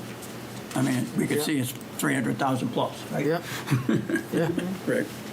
10% would be, okay. And Good. how are we taking care of the Amity? So this doesn't include Amity, 545. No, this was, this is a town, Orange. right, Yeah, the OBA, town. right? Just the So- Orange Elementary schools are in there. Peck Place, Racebrook School, Racebrook, Turkey and, Hill, and Mariel. And then a little, right, yeah, and then there's a small amount that's for the private schools that we talked about earlier, Hope Academy and Hebrew Day. Okay. So in summary then, we went from 427 in 19. Let me just do something here, freeze panel maybe Hope help. Academy and the Hebrew Day School, do they pay for that, or we have to provide it from the state, right? Yeah. It's mandated. Yeah, it's okay. mandated, correct. The current nursing budget in our town budget is $300,000. Now, how is And you that have to- nursing budget? And you have to take out the 10% for Anna and Lisa, that's $10,000. Yeah, so it's about $300,000. What am I doing when I go to see that nurse versus what you just described a minute ago to help me understand what you do? It's completely different. The school nurses are at the schools. Oh, that's a school nurse It's a one. school, those are school nurses, right. Our nurses actually go out to patients' homes and do skilled visits in their homes. They check their medication lists, they check their, like Lisa was saying, their blood pressure, all of their vitals, all of those things. Whatever the doctor directs us to do, because we're under a doctor's plan of care. So we follow what the doctor asks us to do when we're in the patient's home. It's not only nurses, it can be physical therapists, occupational therapists, home health aides, et cetera, different skills, go into the patient's home and they treat the patient however the doctor asks us to. Okay? Okay. All right? So I think I'm just giving you a summary because I think you've forgotten a little bit of how the whole thing works from the first time we were here. Only about 90%. Yeah, yeah, it just seems that way. I know where the file is in my filing system. So with, we have all different payers. We have, as you can see, Jim listed Medicare and then he listed other. Yep. Under the other is all of your private insurance companies. It's United Healthcare, Aetna, Anthem, Connecticut. Actually, we no longer have, but Yale Health Plan. We have people that we are companies we are contracted with. Okay, and they pay us very differently than Medicare pays us. Okay. Those private insurances pay us on a per visit basis. They pay us, we're contracted with them, and their contracts do not change. They pay us a very low rate. A reimbursement rate is very low. It basically does not cover the cost of us sending out a nurse or sending out a PT or anyone. So we basically lose money every year on those patients that are in that other category, okay? So what Jim is explaining is that we have to make money on the Medicare program because you're not paid per visit where you're losing money every time you send someone out. You're paid a chunk of money, and you have to handle that episode appropriately where you're taking care of the patient as the doctor recommends or as the doctor orders you to, but also staying within the costs and trying to make money at the same time. So it's a balancing act, really. Okay, you can't do too many visits because then you'll obviously go over costs. You can't not do enough visits because then you won't take care of your patient properly. Right. Does this make sense? Yep. Okay. All right. Nope. Like Jim was saying, so we want more Medicare patients always. We always want traditional Medicare, not managed Medicare, which is what a lot of the Medicare-aged people are going towards, are those managed Medicare plans that are given out by private insurance companies. And we are not paid by episode. We're paid by visit. So again, losing money every time we go out. Okay. And our percentage of managed Medicare is much, much, much higher than it was a few years ago. And I think a lot of that has to do with the hype on the TV and the commercials that make it look like you get a lot of benefits, which you may get extra benefits, but they cut back in all the different areas, including home care. So that's the tough part right now, is we don't have as many traditional Medicares. So when we do get them, they have to be managed very, very carefully. I meet with the clinicians, every clinician once a week, to discuss what goals haven't been met, what goals have been met, and discharge them as soon as we possibly can, with having all the goals met that the doctor ordered us to accomplish.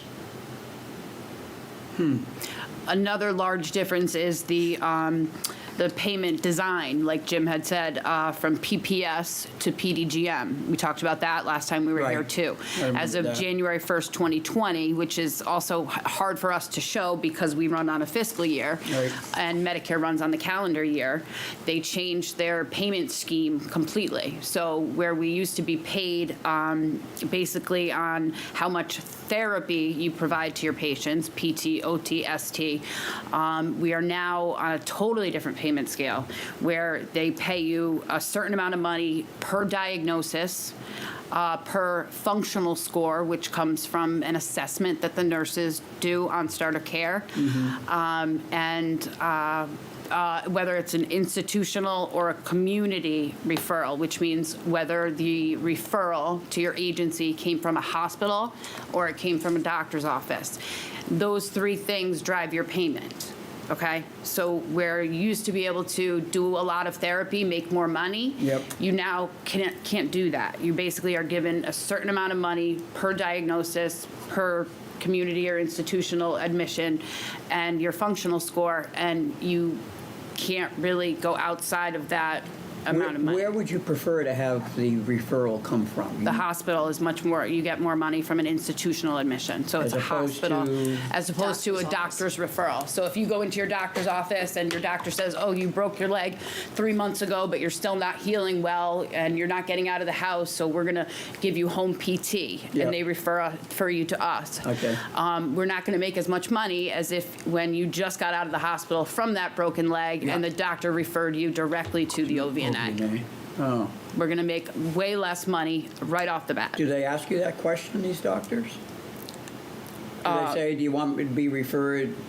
No, the doctors have nothing to do. They don't care what the agency's making. They're just taking care of their patients. I'm trying to get, who says the trigger, your OVNA will You see what I'm saying? When you are in the hospital, if they decide that you need home care, Yep. they are required to offer you at least 3 different agencies, right?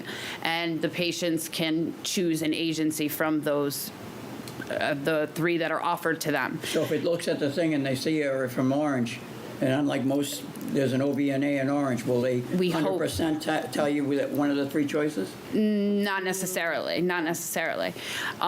Yale, luckily, we're a preferred provider, so yes, they should offer us. But Yale also owns their own home care agencies now, so that's part of the problem as well. Yep. Yale has been, as everyone knows, been buying up hospitals and facilities all over Connecticut. So when they buy these home care agencies, they obviously drive referrals, and the good referrals, the Medicare referrals, the ones that make a lot of money, to their own agencies. I'm sitting here thinking, since this can drive revenue for you, how about an article, when you should request OVNA? Yeah, absolutely. We have, I do agree an article would probably help, yes. But we do advertisements where we put exactly that. Think OVNA or choose OVNA, because a lot of people who go into the hospital don't know that they have a choice sometimes. They're given an agency and they don't realize that one VNA is not the same as OVNA. Like you said earlier, you chose the term OVNA. Well, listen. There's only one OVNA. Everything else is a VNA of somebody. Listen, here's an idea for you, okay? There's a lot of benefits, it seems to me, to having an OVNA. Although someone else may make a decision. I don't make this decision. Right. But I think just, you have some input in the decision. But if there's something simple that you can do, I mean, it isn't like the fire truck thing. Oh, yeah, sorry. But sitting down, someone asks you some questions, writing it up. What do you do? Give me an example. What are the benefits of having OVNA? What would assist your situation? Yeah. I mean, you've already told me stuff in this room tonight. But, if I sat and took notes, Right. spent the time writing an article, No, I agree. I think that would probably boost some revenue. So that's under our advertising, obviously, and we talked about last time we were here increasing our marketing again, which we haven't over the past couple of years done very well at all. We do have a marketer who's full-time, 40 hours a week. But unfortunately, she's been designated more in-office duties than outside marketing duties for a few reasons. Some of it is COVID-related. We weren't allowed to go into facilities and actually actively market for patients in our service area because you were locked out due to COVID. Another part of it is that at Yale, say, the larger agencies are allowed an inside liaison, so they can actually walk into a patient's room and talk to the patient about their services because they're a larger agency. We're not allowed to have a liaison in Yale because of the size of our agency. Look, an article you throw into, or ask Rocky if he'd be interested in printing something that's reasonably done, a couple pictures. All right, and you could even do, like I said, 4 or 5 questions, a couple pictures, get it in there. Then that becomes a reprint. I think that's a good idea. If you can't get into places, you can also always email it. Yeah, no, I think that's a good idea. We service not only Orange, Woodbridge, West Haven, and Milford. So right now we only advertise in the Orange newspaper. We were talking about doing an advertisement in the Woodbridge newspaper to hopefully get some more of our Woodbridge clients. We don't have too many out that way. We choose not to use the newspaper that's Orange and Milford for some budgeting and expense reasons that we had issues with the editor for a couple of years back. So we don't use the Orange Milford Times, but we so we advertise only in the Orange newspapers. And what else did we do? Last year we did a stand that was inside CVS. It was called a wellness center. If you go into CVS or you go into, and they have the sanitation wipes where you can wipe down your cart or wipe down your basket before you go shopping. So we had an advertisement in the Milford CVS hoping to get some more Milford clients. Didn't really see a return on that, though. We spent quite a bit of money on that. Well, that's why I like articles and seeing it local. Because look, You just told me you have 106 Medicare patients, sir. Right. You could bump that by 25%. Yeah, we've That's 25 people. Our census has absolutely decreased, and you can see it started when COVID started, and we just have not gotten it back. It's been really, it's an overall census decrease. It's not just Medicare, it's an overall census decrease.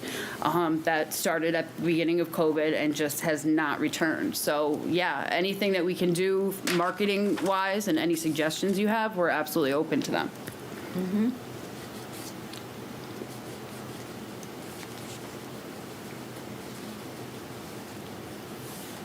Why don't you guys, I gave you my email address. Mm-hmm. Please, why don't you send me a note, copy yourself on that, right? And I'm going to come over and we're going to talk. Okay.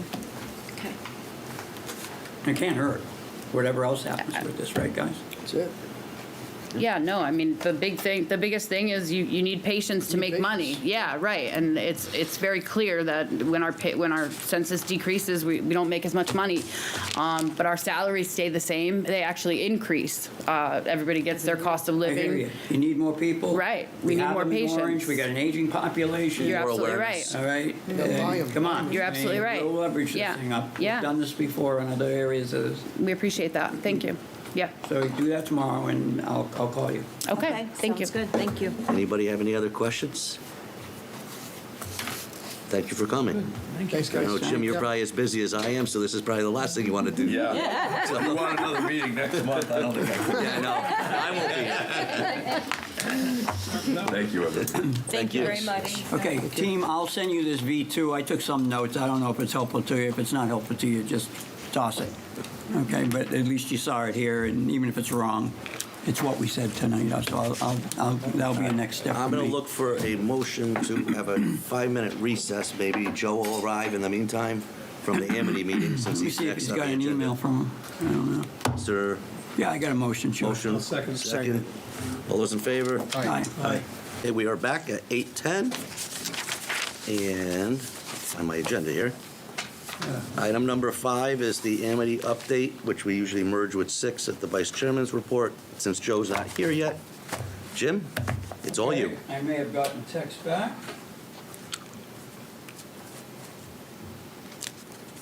Okay. We don't need to talk about that. He's still in the meeting.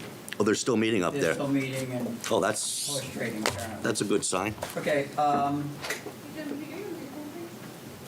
violation on me? Thank you. Okay, I put together a series of slides for tonight. Why don't I just go through them? Some of them are new, some are not. One of the things we have seen in the past is what happens on compound interest if you had 1% a year and 4% a year. The reason I've decided to remind ourselves of this now is that we have a proposed Amity budget at this moment, although they are meeting here tonight, and that's where Joe is right now, of a budget that would impact our town, our taxes, at 6.27% per year. And I wanted to graphically show what that is in comparison to the other two that we have seen in the past. I wrote an article, I think you may have seen it. People on OGAT may not have, and I'm just briefly summarizing it here. On the left-hand side, what you have is last meeting, or the meeting on January 24th, your Orange Board of Finance unanimously approved a motion to support an Amity budget of 0.41% increase. One of the reasons that we do this is, and talk about this, is last year in fiscal year 2021 to the current year 21-22, there's ways of looking at budgets that we need to be very, very clear about. And I think it's pretty easy if you think of your own home budget. If you increased your budget at home by 1.6%, 1.8%, it would only go up by a little bit, the green to the green. But if you didn't spend what you had budgeted the prior year, as is the case at Amity, you actually were going up from 47.7 to the 51.69 that you see there. And that's actually at 8.2%. This has been going on at Amity for quite a while, all right? And that's one of the reasons that the board, this board, your board, unanimously looked at the data, a lot of slides. It was on OGAT, it's now in the paper, all right, supported a 0.41% increase for Amity. In that article, and this is a summary of it, you can see that historically the average line is 2.35% for a budget increase at Amity over a sizable period, and this year's budget is significantly more than double that. More than double that, even though there are 68 fewer students, all right, the lowest number of students in 20 years at Amity, and 11 fewer from Orange. Despite the fact that Orange has 11 fewer, bullet point number 2, our share of Amity students goes up, all right, from what you see there, 49.9 to 50.36.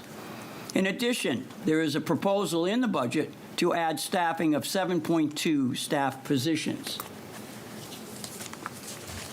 The spending increase is about $2.5 million, which brings it up to $54 million, and you can see the number there, a 4.92% spending increase. Of this, 15% of the increase goes to the schools, and 85% goes to pupil services and central administration. When Dr. Byers was here with Terry Loomis, the Director of Finance and Administration, they indicated the reasons for, and some of the reasons, very good reasons, special ed considerations. But the reality is that that's what they have come to propose. The one-year impact to Orange, however, because of less money coming from the state, is actually 6.27%, $1,581,917.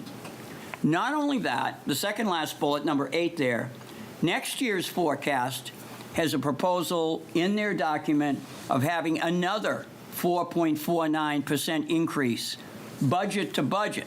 Budget to budget means green to green. Okay? So that's what we got. And the 4-year budget forecast, the increase to Orange taxpayers from Amity is nearly a little under $3,800,735,681. That's material that was in the article.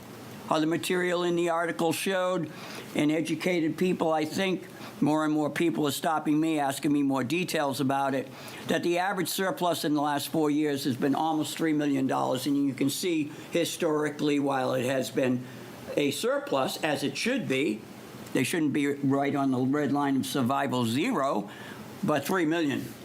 I believe there's a guy we all know who might use the words, come on, man. All right? I did a calculation, and I'd like it either in this meeting, Mr. Chairman, or soon thereafter. I did a 4-year impact of what Amity surplus did in terms of raising taxes. So get out your pencils. I'll be happy to find out that I got it wrong, and you can improve it. I'm not unhappy about it. If we had $1 million, we have 50% of Amity, right? So $1.5 million out of the $3 million every year is overtaxed on our taxpayers. Agreed? Okay. If our budgets, and John, I kind of ballparked it at $72 million, all right, over the last 4 years. We can change the number. We can do it right on that slide if we come out of screen shell. $72 million was the total Orange budget. So to me, dividing the two out, 1.5 over 72, 2.1% was the percentage of the budget that wouldn't have been there if we took out that $1.5 million every year. Now, your average taxes, I put down $7,500. We can pick a number, again, sensitivity analysis. I put $7,500, the average taxes. I think that's about right. A little low, but that's... A little low. Okay, thank you. We can do some what-ifs. If so, then you multiply the $7,500 by the 2%, 2.1%, and you got $156. Yearly overtax due to the Amity surplus. And if you talk about the last 4 years, what's been the impact, you multiply by 4. All right, so I got $625. So this is a first cut analysis. If any of those numbers need to be juggled, we can juggle them. But I think that's the kind of structure to be able to quantify what this has meant. And I apologize if I was smart enough to be able to do it when I came up with found out the thing before, but frankly, I was doing it about an hour and a half ago, Jashit, but don't tell anybody. So Jim, if you include compounding, it will be more than 625. Correct. Like for 156.25 compounded at 2.1% for 4 years? Well, no, you have to compound it by what you could get elsewhere, and frankly, I don't think, unless you have some place to put it that you can guarantee. I think the best I could do is savings, and I think we need to put your mic on so that we can hear. Thank you. Anyway, this was not in the article. I apologize. I snuck it in there. What was in the article is this. I did a thought experiment. What if everybody, hey, 6.27% on taxpayers? Okay. What if the town did that? What if the Orange BOE did that? What if they followed Amity's lead? And all have a 6.27% impact. What would that, it says how, violation there. How would that impact you, the taxpayer? I guess I did get. There's your chart. And this was in the paper, right? Orangetown News. So depending upon your value of your property, you're right, multiply by the 70, and anyway, you get these numbers, right? The actual number I did was the average tax. I think I had Kevin is 355.5. That's one we've used in presentations in the past. So you're right, the current tax would be 82.74, so maybe something higher than 500 would be proper. But the idea is it's not a small number, all right? These are assumptions, what if everybody followed it? But the idea is, it's like you have 3 children. You got Amity, you got the OBOE, and you've got the town. You got to treat them all kind of fairly. It's the same, right? But the number's large. That's the point. 519 if you're in the 355 range. If you're in the 500,000 range, you're at 730. I've done this chart, by the way, for Woodbridge. You wouldn't believe it, okay, what the numbers turn out to be. Their house values are more. Their mill rates, 42.4 now? Ours is 33.25. All right, so you can guess what those numbers on the right are. They're well over $1,000. So finally, I'm quoting here now, so everybody who didn't read or didn't see it, Mr. Houlihan, I asked, the continuing over budget at Amity filters down to our town departments and the Orange Board of Education. In essence, Amity is taking money that only results in surplus that could be deployed elsewhere or not taxed at all. Kevin, I believe you sent me budgeting should be based on actuals because, as seen by the Amity surpluses, the prior year's budget is inflated to begin with. And going back to Kevin, and I'll be happy to get Ajit and Kevin McNabola and Joe and other ones. The most important thing is that Amity has averaged almost a $3 million surplus in each of the last 4 years. That is the key to our 0.41% increase. Taxpayers need to know we are not gutting Amity. We're expecting Amity to budget for what they need and not continually over budget. So in the kicker box at the bottom of the page and how I ended the article, as always, it's up to you, the taxpayer, to judge if the Amity budget request best serves the people of the district. You get to vote on that question May 3rd. All right? And they are thinking about what they want to do with this year's budget even tonight, right now. Okay, here's the details, and I added on the bottom there, I don't know, Kev, you can see it, but this is in the budget book that we got. These were the proposed Amity budgets. You can see in the yellow, right, the 4.92% increase for next fiscal year. And there's the 4.49% increase right next to it, right? Right next to it, right there. I see it's not, my clicker doesn't go on the screen. And then they have less ones coming in the future. And that's where you can see the amount that it's going to impact at Orange over a 4-year period. That's where I got the 3,835,691. I didn't do the exact number what will happen to the student ratios as we go forward. I just used a fixed number. And I did the same thing at 33% for Woodbridge, because they're at like 32.6 right now. And they got a number that's 2.5 million as well. Now, here's one that I think that's very telling, and I'm not sure what it's telling, but I'd ask you guys to give me your commentary. I went back over the last 5 years, by month, what the surpluses were, because I was starting to say to myself, wait a minute, how come, we got good people at Amity, Board of Education, right? They got elected. What data are they looking at when they make the future year budget decisions? Like, what data are they looking at now, right? So I went back and I got the data, punched it in, did that, and I said, oh, when you get to February, all right, you only have January's data through January, right? So now we don't have February's data yet, right? So they're making decisions about where the surplus is now. In some years, it's only at not a lot. So, too, what data do we have when we're voting on the Amity budget?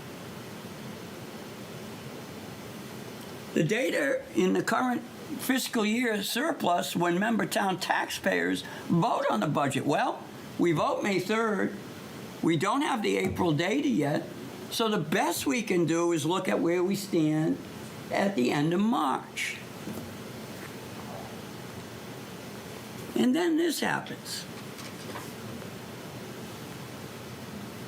So let's review the bidding. When elected officials are looking at a budget, they're seeing this from the current year. When the people are voting on the budget, they're seeing this. Even if they had the data, they might not even know the data, but their leaders do. And then this happens. That's our $3 million on average at the end of the year. Not once, not twice. All right? So there's some stuff on OBOE contracts. I showed you this for Amity. I'll show you this this is the contract with and I'll send you this presentation. All right? You can see what you get if you're a teacher. And over behind Kevin's shoulder there on the lower left of the slide, the average teacher salary, this is in orange now, is $82,792, 118 staff, average. It doesn't count extra, duties. All right? You get 15 sick days, you get a certain number of personal days, and that kind of thing. I could not find that much in the administrator's salary. By the way, this thing here was they have a new schedule going forward, all right, for Orange teachers. This is the old schedule, but it does cover 21, 22. All right, I haven't been able to track down. I know it's in Town Hall here somewhere, John, all right? But here's what you have at administrators. That one's even cut off a bit by there. Sorry about that, team. I could do better. The average administrative salary for next year for Orange is $152,823. Kind of the same as Amity, a little bit less. 9.5 staff that has. And again, your 15 sick days, 4 personal days, 30 vacation days. I want to make sure everybody has this data. All right. So, and again, I showed you the Amity contracts. I think that I had this is last year's salary data, the Amity data over to the left there on the lower left of the slide in the yellow box. 81,190 and they teach 185 work days. So that's 37 weeks. All right. And again, there's the administrative salaries over at Amity. And again, all this is up online. And that's where John has sent it to us to be able to figure it out. Okay? And the only other thing I have, Kevin, is path forward for when we get to that period. I can all right, show you. So if you guys want me to do any what-ifs right now on this,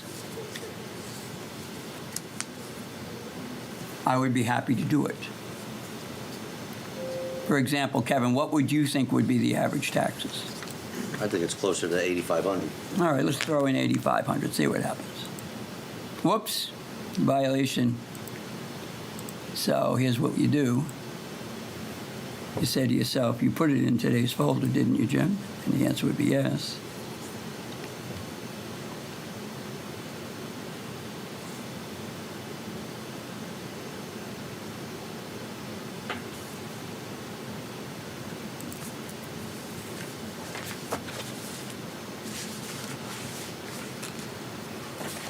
Orange. Oh, I know where it is.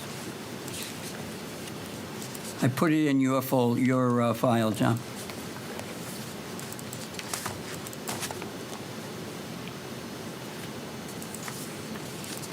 I thought I had copied and put it in there so that I could do sensitivity right on the screen.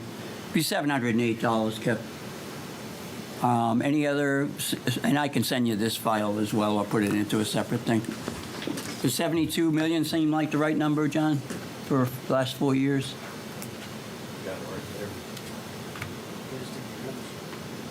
Well, the adopted budget was 76 for this one, and I thought I had 17, 18, but I don't know if 68 is what we adopted. I could have gone back to my town budget. For me, it was Grenade close, for now.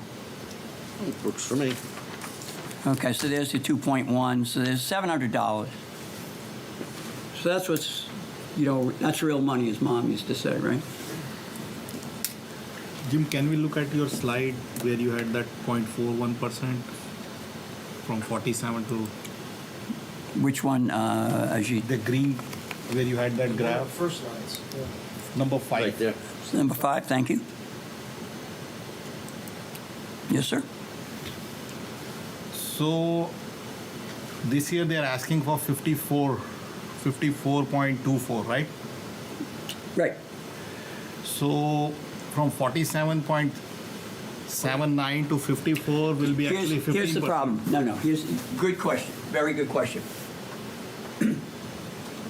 That's the actual in this budget year. We don't know yet, since we're not at the end of the year, what the actual is. In other words, what the actual expenditure is. Okay? Well, one of the things I said in the article, though, is they're asking for an increase from this $2.5 million. And if they had a $3 million increase, if a surplus, I don't think they will, then that would be a $5.5 million from 47 point. Yeah, where the 47 is now. That would be a 10% increase. Right. Right? Yeah, I was. Yeah, we're thinking the same way. Yeah, good. Okay, item number 7. Discussion and approval of minutes from February 16th, 2022 special meeting. John?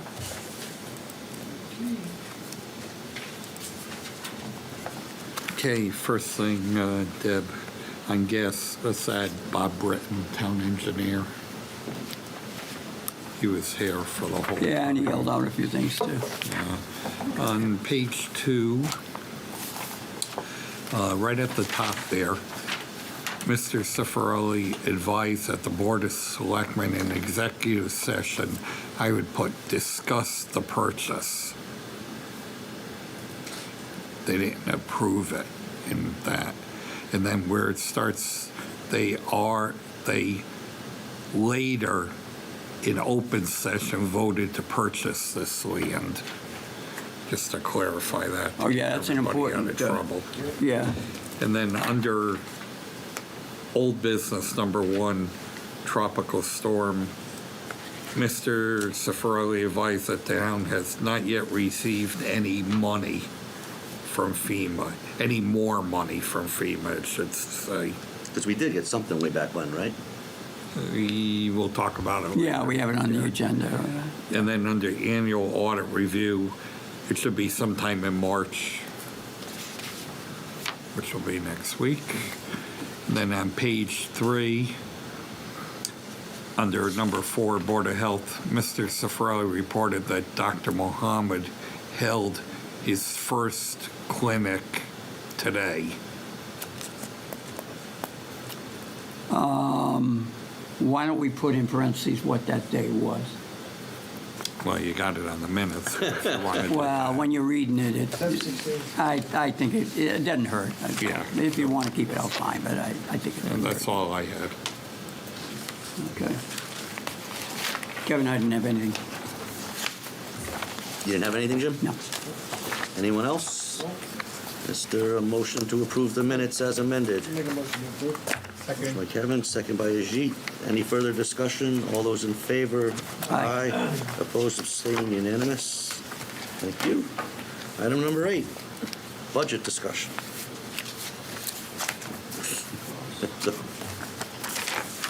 I handed out everybody today, I did the revenue, so it gives us idea where the revenue is. That's keeping the mill rate at the 33.25. It's dropping the mill rate for the cars to 29, like they're proposing in Hartford. John, just let me catch up. I'm sorry, I was checking from Joe. We have an update, verbal update from Joe. I can give it to you. Which one, John?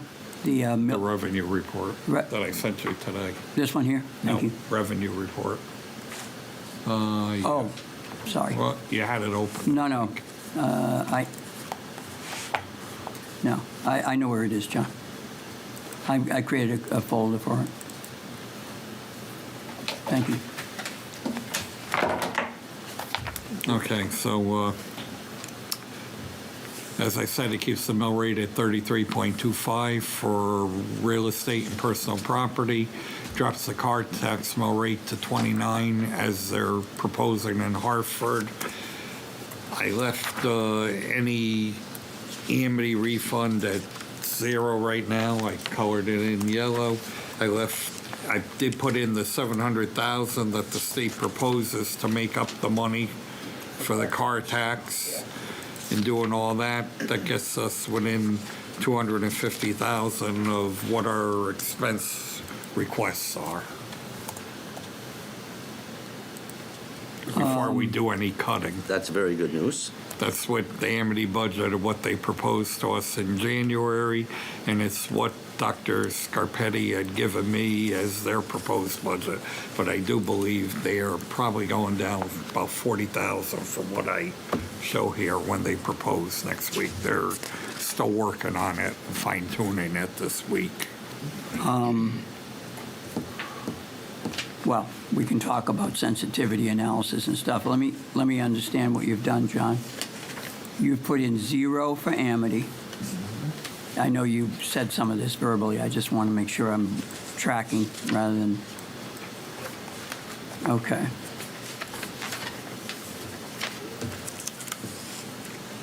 Do you know what last year our adopted budget, this one was, in other words, 91.95? Do you know what that was last year? Kevin, you got your book? Yeah, I have a book. Oh, so it's, okay, so it's L200. I see what you got. Okay. So you're going over revenue projection of the total.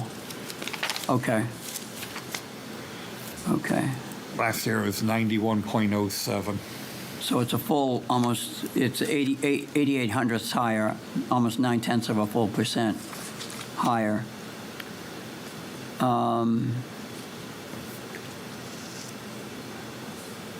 Let me just right through what I see here. Yeah, property tax collections are strong. Last year we had a. Let me hide these for a We had a second. big drop in personal property due to UI, and this year we have a big increase in personal property due to UI. Due to UI. So. Okay, so.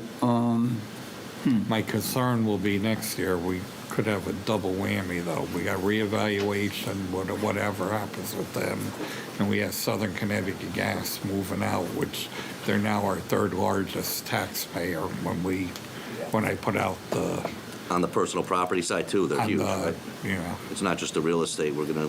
So you put I think they're shifting a lot of their stuff to West Haven, right?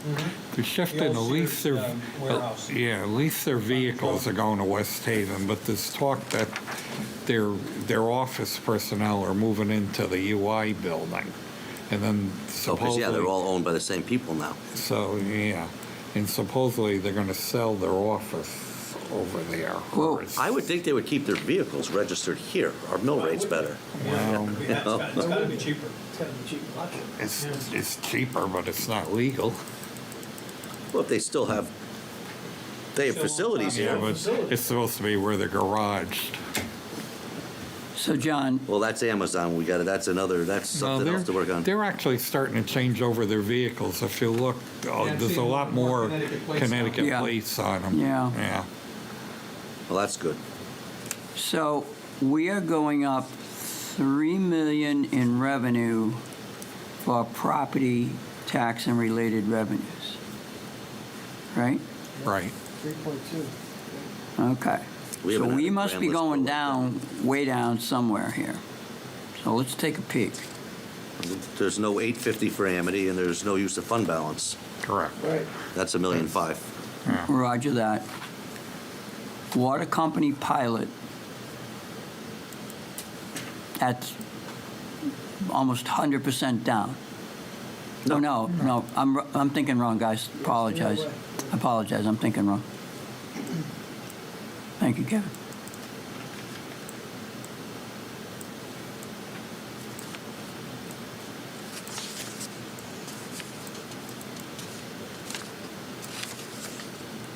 So you're accepting the Well, the that's gonna- 700. That's going to be for you guys to decide how you No, want to handle roger that, okay.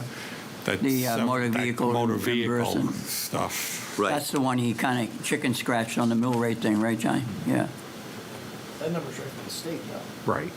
But who knows? By the time we have to set our budget by March 31st, they're not going to have their, right. But will they have passed that it's going to be capped at 29 by then? Or will they pass it at all? Who Because if they knows? don't, then at least we could go back, we make it up on that end. Right. We're back to the 33, whatever we're at. It'll be too late to change our budget by the time we know. When was the last time? End of May, right? Yeah, but my point is, if they don't, right now, this assumes we're capped at 29. Right. If they end up not doing that, Right. then we pick up another 4 mils on the vehicles, so we should be whole. What do you mean, no? Because we'll already have done our budget by the time they decide not to do that. Our budget's going to go to referendum in mid-May, third week in May. They probably won't have that done. When do they end their thing? June. Early June. But I think what Kevin's saying is, if you build in the 700 on the mill rate. Microphone, Kev. If you build in the 700. If you build in the 700 on the mill rate on that separate line, and it doesn't happen, our number's still above where motor vehicle would be normally recorded is 700 lower, right? So if they don't approve it, you're still going to get it. That's what you're saying. Right, we're going to be able to invoice them at Only- 33%. Only if you hold to printing our tax bills. Usually the day after we go to referendum, those tax bills go to the printer. Yeah, but tax bills. Then we'd have to do a supplemental one, which would anger people, but we wouldn't have a choice, I think, to send out an extra 4 mils on that if we don't. Well, actually, your tax bills aren't necessary. They don't really have to go out until June, right? When do you send them out? July 1st. July to 1st. use You the- do? But they have to be printed before then because the whole state is just about. Kevin, I'm going to do PBS. do you know what the difference is between the two, the 29 and the 33.425, Kevin? Nope. I can run it. Let's just run it. Well, it's roughly at 700. Let's right here. Yeah, it's It's roughly, 700. it's the 700 number that the state gave us. Yeah, roughly. Yeah. Well, let's do this. There it is, 33.25, right? Yeah. So if I take this one, which is the result of 33.25, and subtract off it the one that was there, I think it's way different. It's 809. Yeah, but that's because we do a lot of refunds through that account. No, that's fine. too. I didn't know what the number was There's probably gonna come. $100,000 in refunds that go back to people for Okay, if you guys are good with it, I taxes just, during I the just year. did another tab here, guys, and put the, just change this to 33.25, that's all. But I'd like to go back to that other file, John, as I'm kind of scanning through it, because I had a way different. Okay, so I'll go up, you and Kevin were talking, and I had some questions, so I just highlighted the items. Okay. Various recycling reimbursement, we're projecting 0. That number, the 20,000 moved into the 180, about 5 lines above. Above? Okay, thank you. There you go. The two things of police, where we had numbers last time and we don't have them at all this year. Yeah, I have, those aren't things we've been getting. I got to talk to Art about that and check on those. Yeah, because it looked like we've been getting them for a while, right? Then it tailed off. Yeah, tailed off and came back. And I don't know what the actuals are, but, just we're working as a team. We're just talking about it. The DUI enforcement, that's when Gagney puts a cop on that state narcotics thing, and he gets reimbursed for that. So that's not really money coming in unless we spend it going out there. Okay. Then it washes. So we are expecting Park and Rec, okay.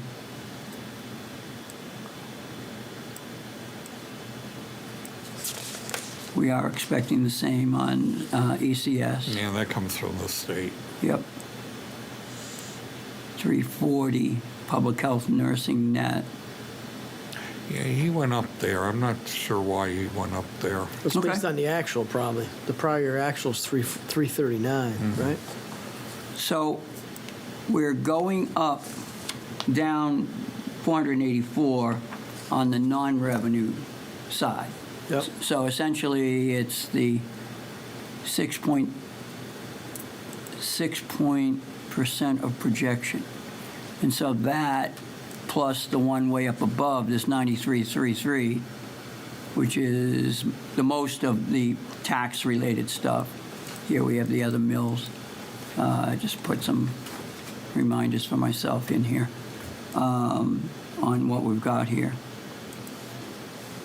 See, because when we get to it, and I don't think we should go too deep tonight, Kevin, but what I did was I took what we had tentatively seen in that mill rate thing, and I said, wow, this is an opportunity here, right?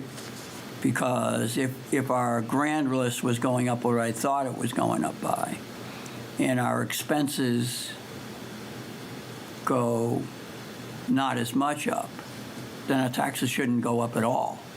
So I started asking myself, if I was, not, just read the newspaper in Orange and somebody, some group named the Board of Finance set our tax rates, and I found out we had an increase in our grand list of 5%, I would think that should translate to something obviously significant as a return to a taxpayer. That's, common sense kind of part of my brain. I mean, tell me if I'm way off. I'll be good with hearing it.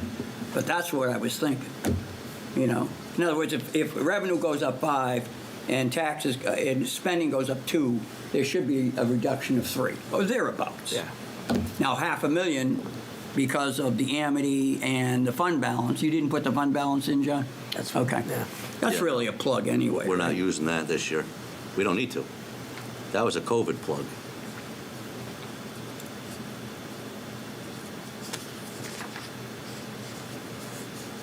And that was when PJ made the motion that the Amity surplus would be used to offset the next year's taxes. That's why we did that 700 last year. Well, and hopefully we didn't need it all. Well, in a certain way, then putting it back in this year would make it a definite offset. No, we don't want to pull any more money out of fund balance for that. We're gonna need $1 million for paving, too. That's gotta come from. So we have to look. That's where the whole discussion comes, not tonight, but Yeah, it as has we to get be through not this, tonight, yeah. is if we're ahead, it'd be great to give everybody something back. Or we know we have other things to do, like paving. Does some of it come out of operating balance this year? Or I don't know. It's not my decision. It's everybody's to talk about. But there's things of that nature that, we could take care of. So we have to look at the budget, the fund balance, the capital, right? I kind of see them all at the same time. Yes. To be able to have a really meaningful, going And get path updated forward numbers discussion. from, whether there's updated numbers from Amity, updated numbers from the Orange Board of Ed on Monday night. Yeah. That are going to be hopefully lower than what's in here or in there. But at least. I could easily get this down to, our expense down to what our revenue is showing right now. I think there's a difference of $250,000 in cost over revenue. I could very easily get that down to Right, and then we're going to plug in, the Amity surplus is not going to be zero. It's going to be something else. So we're going to, But that's not we're going to for be on me the to right plug side in of there. That's for you guys Right, to right. But decide. this is probably the best news I've seen in 23 years. I could never remember getting that high. The grand list? I thought it was wrong. When I was in Brancasi's office. Well, it was wrong one year when you and I had. Don't remind me, it was 2013, thank you very much.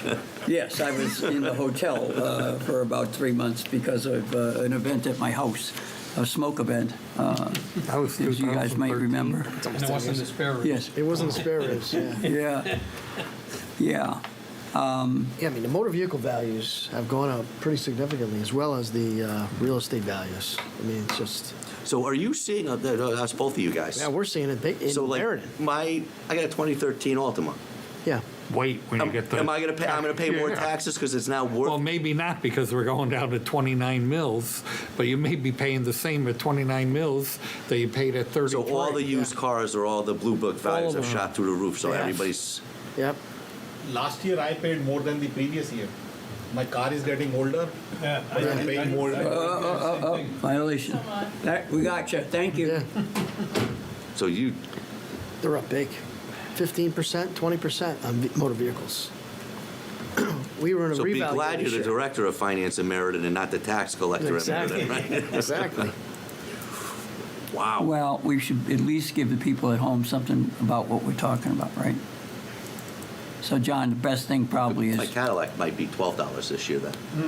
grand list values, John, is that the one, or a mill rate calculation? 1998. No, you need your expense one. Yeah, my 75. It's I think I paid $10 or something. Well, hey, Joe. And it's worth more than my Nissan. Joe? Hey, Joe. See, John, what I did is this, let me just show it to you. I told you I was doing this. See, I didn't have the non-revenue, right? But you had in this document here, right, showed me what these numbers were likely to be, right? This mill document, the PDF.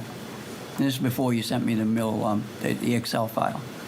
So I just transposed it, and I said, well, let me just think out loud here. If I have this many mesh revenue from the grand list at the new grand list, and that was it, so that's our additional revenue. And whether I got it exactly right, it seems to be about the same, 3 million something. Then the car revenue, and that's where you had an increase. And then I just said the value of 1 mil. I divided it what you had on the sheet, right? You had it over here what the value of 1 mil was, right? And then what I said to myself was, okay, so potential mill rate reduction, no increase in cost, unrealistic, right, was 1.73, so that's a 5.21. So, like you, I said, what was our first, what I call first draft budget increase, right? Which was these are the numbers from the spreadsheet that you sent out the other day. You know the one I'm talking about? No, you gotta show it to me. Sure. This one. Is that the expense summary? Yeah. No, you got the wrong number there. Amount of change was 2.9. What's that 3.8? I don't know what it is. That's just a total. You have a lot of zeros in that column. John, it's the. Oh, I know what that is. That's the final count. Right. Okay. All it is, John, is the four major from things: the Amity, Board of Ed, the yeah. Board of Ed. It should have had. You know what? Then I picked up the wrong number when I said I could get us even. I should have picked up the 2.9. I think I picked up the 3.8. Okay. Well, this is. That's even better. You're right. It's even better. So I said, okay, now that's what I said, what if? We're not going to get there, Joe, but given you what you just said, but we'll see. I said, what if the increase was not 1.5 to us from Amity, it was 1? What if OBOE was not 850, it was 550? Now, again, I'm ballparking these. I'm saying, we took out $100.5 of various capital item, we put it in cap, all that. So that's why you have to have all the pieces to juggle. And maybe we can take 400 out of the town, again, for the same reason. This isn't going to change, so that's what got me down here. So the decrease was that. So what I was able to do was able to say, okay, if we hit these numbers of increase rather than those, then that would mean that we would have a what-if budget increase of that. So then I would kind of backed into, we can do the math, but the way I did the math, I could see there being a significant rate reduction in the mill. But all of that's dependent on, like Kevin said, you have to have all of these juggling at the same time. Nice to do that. Fight where you land. And we're not gonna get our way up in Woodbridge.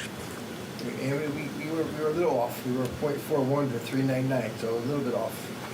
So they're down to 399 from. No, actually, no. So actually, their budget went. So we'll talk about it later. We'll get the Okay. Yeah, that's fine. Well, we had a report with Jim already, so we'll add you Well, back. but that was that. Well, this is covered under general budget discussion anyway. Yeah.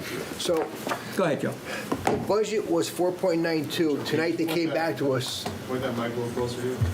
The budget was 4.92. They dropped it to 4.8%. We spent a lot of weekends and late nights dropping it to 4.8. You spent that much time on that percentage, huh? So we had a long discussion, and Chris Brow finally sees the light. Not a 3.99. No, but I mean the conversation. my conversation with them 2 weeks ago was, why don't we look at the areas from where the surpluses come? I said that. Eureka! Right. Eureka. Been saying it, and now finally they started to finally understand. And it was amazing tonight. It was just, I was like, what's going on here? So our budget here, the medical dental was $4.5 million. Yeah. I said, if we just cut that down to $4 million, everybody was like, looking at it, it's like, that makes a lot of sense. So I said, well, the surpluses last year was $1 million plus. This year, not as much because they're at 100%-ish. But so and OPEB was up 267. Cut that back in half or 100 or whatever the They number shouldn't have is. even had it. The market's gone up like this, and they're putting money into open. Yeah, What it are should we be doing? zero. I know.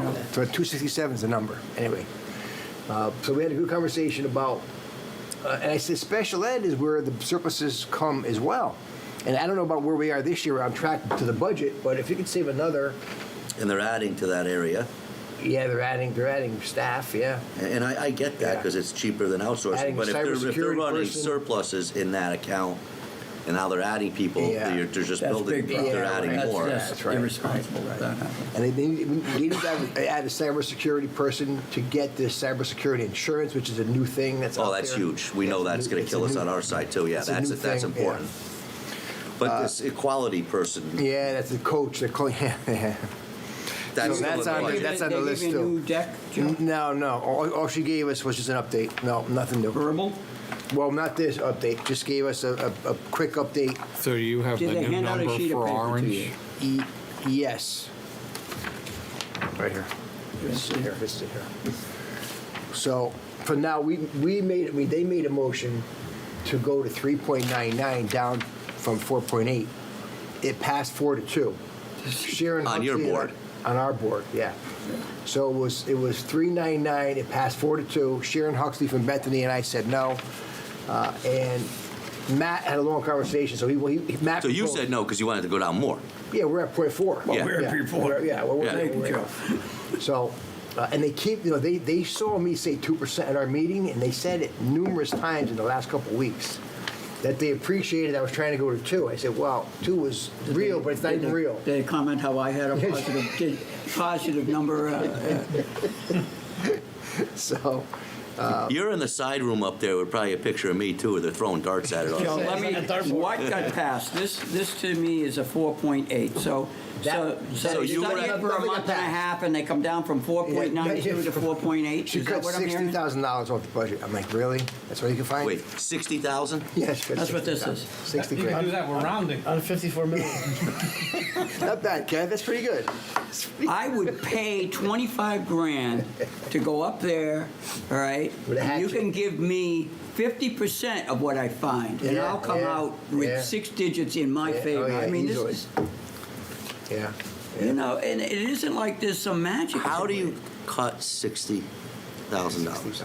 It was nothing. It was It was IT contracts. It was just. So, Finance Committee 4-2, lower at the 399. Yeah. Regular board. Is meeting the 14th. To discuss. So the 60 that came out was only from the superintendent. Yes. Okay. So we might have. Okay. The board has not acted on anything yet. No, not yet. Okay, good.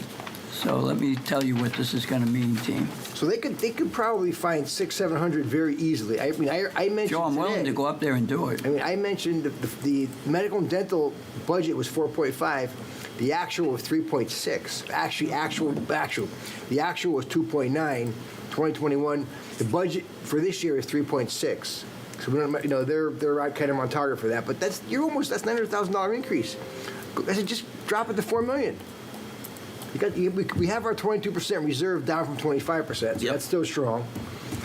So and I said OPEB was 267. Cut that in half. That's $600,000 right there without cutting a person. And some of those people shouldn't be there.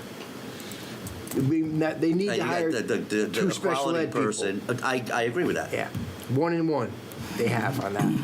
But the diversity, quality. Same amount of guidance counselors they had 10 years ago when they had 450 more students.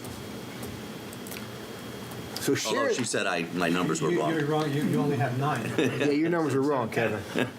So, I don't know. Well, and Sharon Huxley went to the top line, which is 5.3 to all 3 towns. She wanted that to 4%.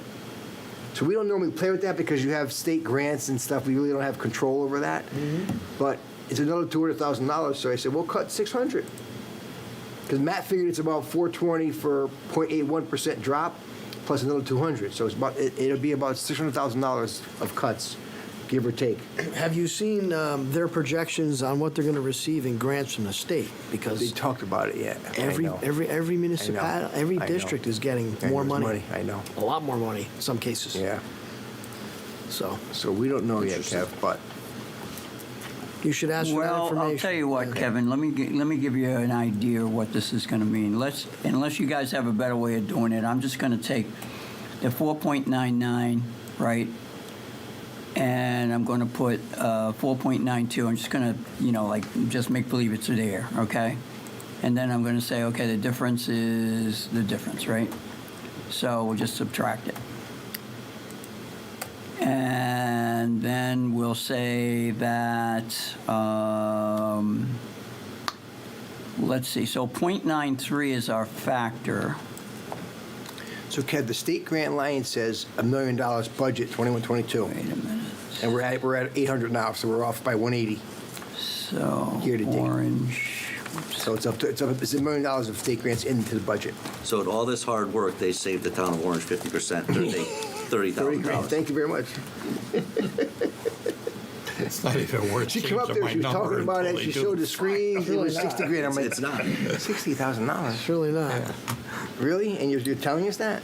And Well, it was contractual savings and We'll IT. just have to it was communicate nothing. it to our town members, and if that's what they want, Yeah, so. Orange at 4.92 resulted in our having a increase of, Ajit, make sure you keep it fair here, All right, an increase of that, right? So, why don't we do it this way? It's 30 grand. Yeah. If they cut at 60, we get half. It's 30. No, but He's looking at the overall, at no, I'm saying if it goes to 492 three, increase. if it goes to 399. It's gonna cut us In other like- words, it's gonna Kev, cut us if like it actually goes down 200 399 divided by 492, all right? And I don't know why that's doing what it's doing, but it's not happy. Okay, it's 81% of what it used No, to that's be. not right. Is that right? 8. Oh, I see it. 8? Okay. Yeah, Oh, yes, one out of yeah. five Yeah, would yeah, be yeah, 20, yeah. right? Well, So that would say that if, this is going to be ballpark, but it's going to be pretty close, if not exact.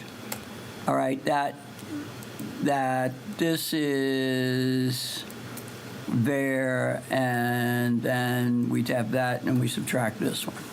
I mean, that's the best I could do is 300 Yeah, grand. that makes sense. 299. Yeah. Does that make sense? Yeah. If Take they the- do anything, but right now they're not doing that. No, because we. Oh, no, ABLE. but we have an ABLE. opportunity to, write letters, right? State our position. I think ABLE will come down to 4%, I think. That's what it sounds like, that Chris Brown, the way he spoke tonight, I think he'll be able to get them to 399. It's it's pretty easy to do. Still too high. Joe, it It's should still- be it's way still less. way It's too still high. too We are high, fine with but that's 4%? easy to get to Oh, we're not 399. fine with 4%. Are you nuts? We're not fine with 2%, but And I said tonight, the That's why we surpluses had to come the vote. last 3 months of the year, too. So we don't see them now. But historically, they've come the last 3-4 months, as we know. and they've already took And the budget's already in. 492,000 Yeah, and put yeah. it in another account They already. moved it out. You see, the new sheet in, they moved it back.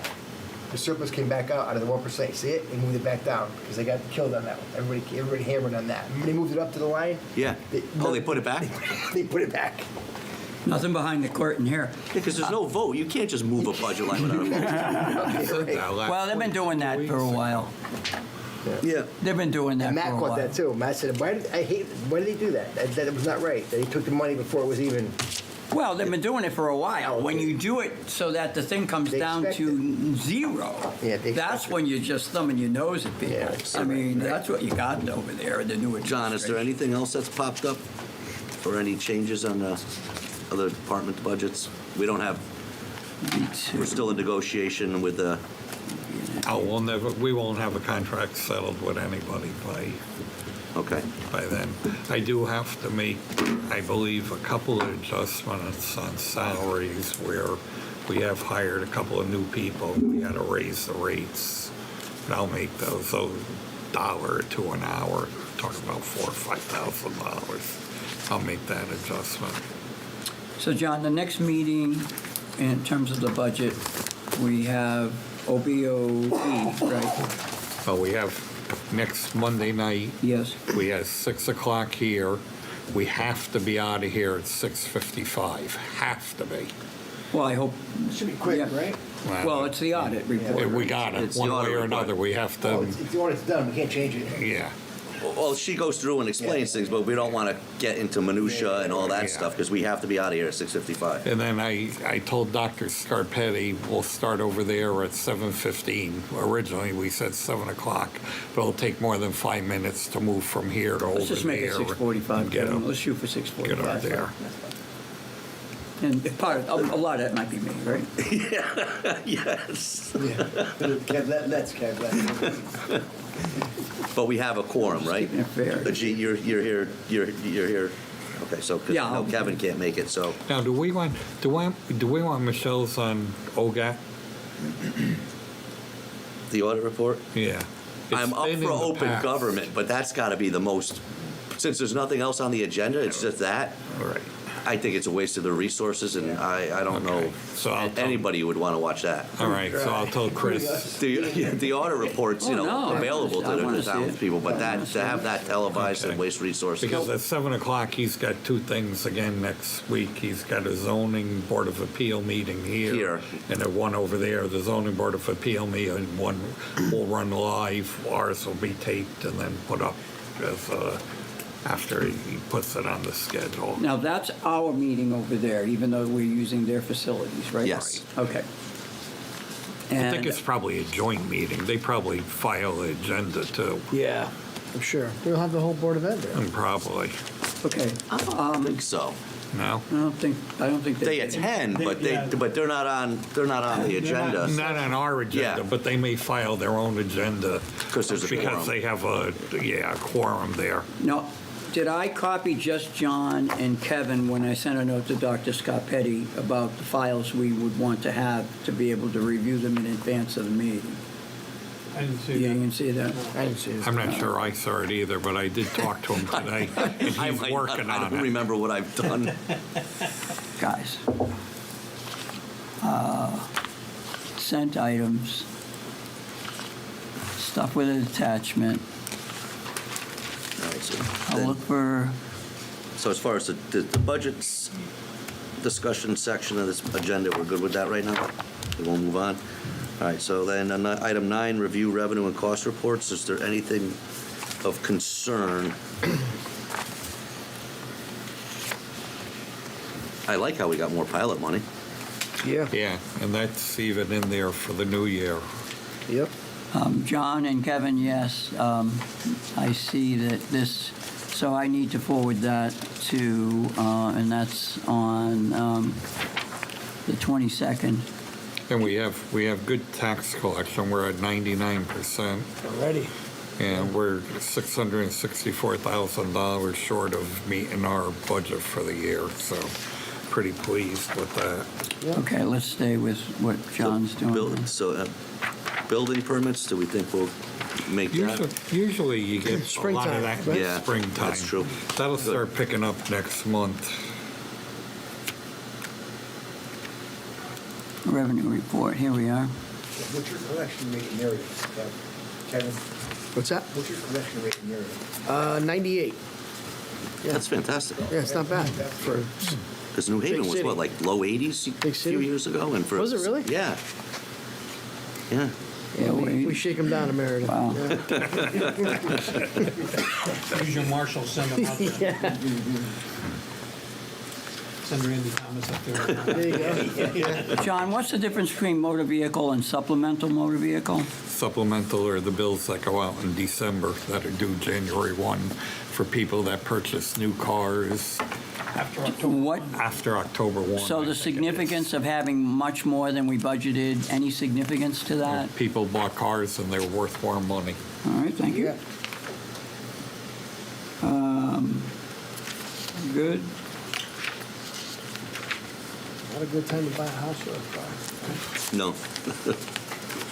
Pool memberships, I would have thought they wouldn't be down. Apparently they are. That's on page 14. The pool was closed for a while because of COVID, and then when it reopened, they reopened without selling the memberships. They just charged them a fee when the residents went in. Small fee. So watch Okay. when you're there. All right. Significance of library fees being down so far? Same thing, library was down, it was closed. Okay. And then they weren't charging for late books and all that. That food service being only at 11% on page 5, the top of the I page. believe those bills go out to the restaurants in May and June. Okay, that's all I have.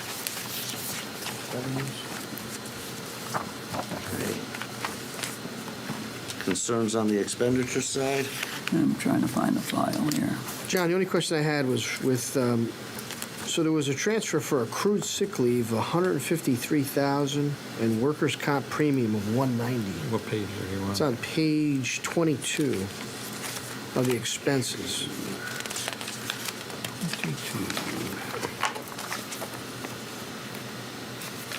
So it looks like we budgeted 130, and then we moved in. Is it employee benefits, 153. Kev? Yeah. Yes. Thank you. Workman's comp. Accrued sick leave and workers' The comp. 190 is an encumbrance from a previous year. Okay. And the 367 is that 190 encumbrance plus the encumbrance I did for the year. I don't know why that 102 is showing negative there. I'll have to look at that. Okay. What was the other one? Accrued sick leave?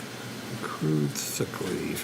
Same thing there. The 153 Is it carryover? is encumbrance? a carryover encumbrance. I've been trying to build up our accrued sick leave account because we Yep. have a couple of police officers, when they retire, they have Yeah. big money coming out. Gotcha. I don't know why that -5 is there. It must have something to do with the encumbrance or all. Yeah, probably. Yeah, because Oh, you know what it is? We went over the current year budget, and it didn't go against the encumbrance. That's exactly Yeah. what it is. Yeah. Was it the same thing on the other area? Yeah, it's the Or difference, Kev, 45, between the 130 in the first column Yep. and the 135 year-to-date. Right. It's 5, it's exactly that, -5, 376 difference if you subtract those two, I think. Subtract them out. Yeah, pretty sure. One of the things, Kevin, we haven't figured out yet either is when we have an encumbrance on a payroll account, Yeah. how you get to take that encumbrance down as you're expending the payroll. Hey, John, I have a question. Kevin, please exhaust yours.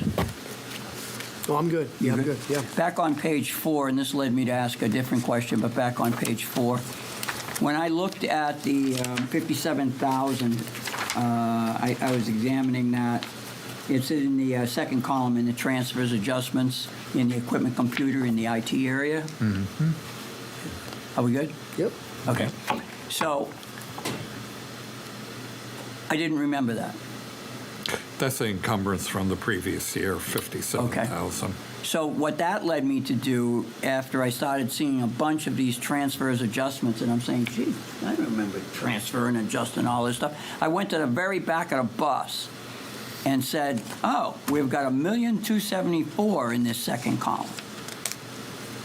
Right? Yeah. And I was trying to understand, so just without giving me the doctoral thesis, give me the intro to 101 thesis of why there's such a large number in that column. Those are all the encumbrances from previous years. The way this system works, as you do encumbrance, it comes into that line item in the new year budget to show you have that much. So our budget is in fact the budget, the first column, the Right. 76,114,029. Right. All of the things in the transfer adjustments are encumbrances, or do we? I believe they are, because I don't believe we've taken anything out of fund balance and I don't added it remember to that the either.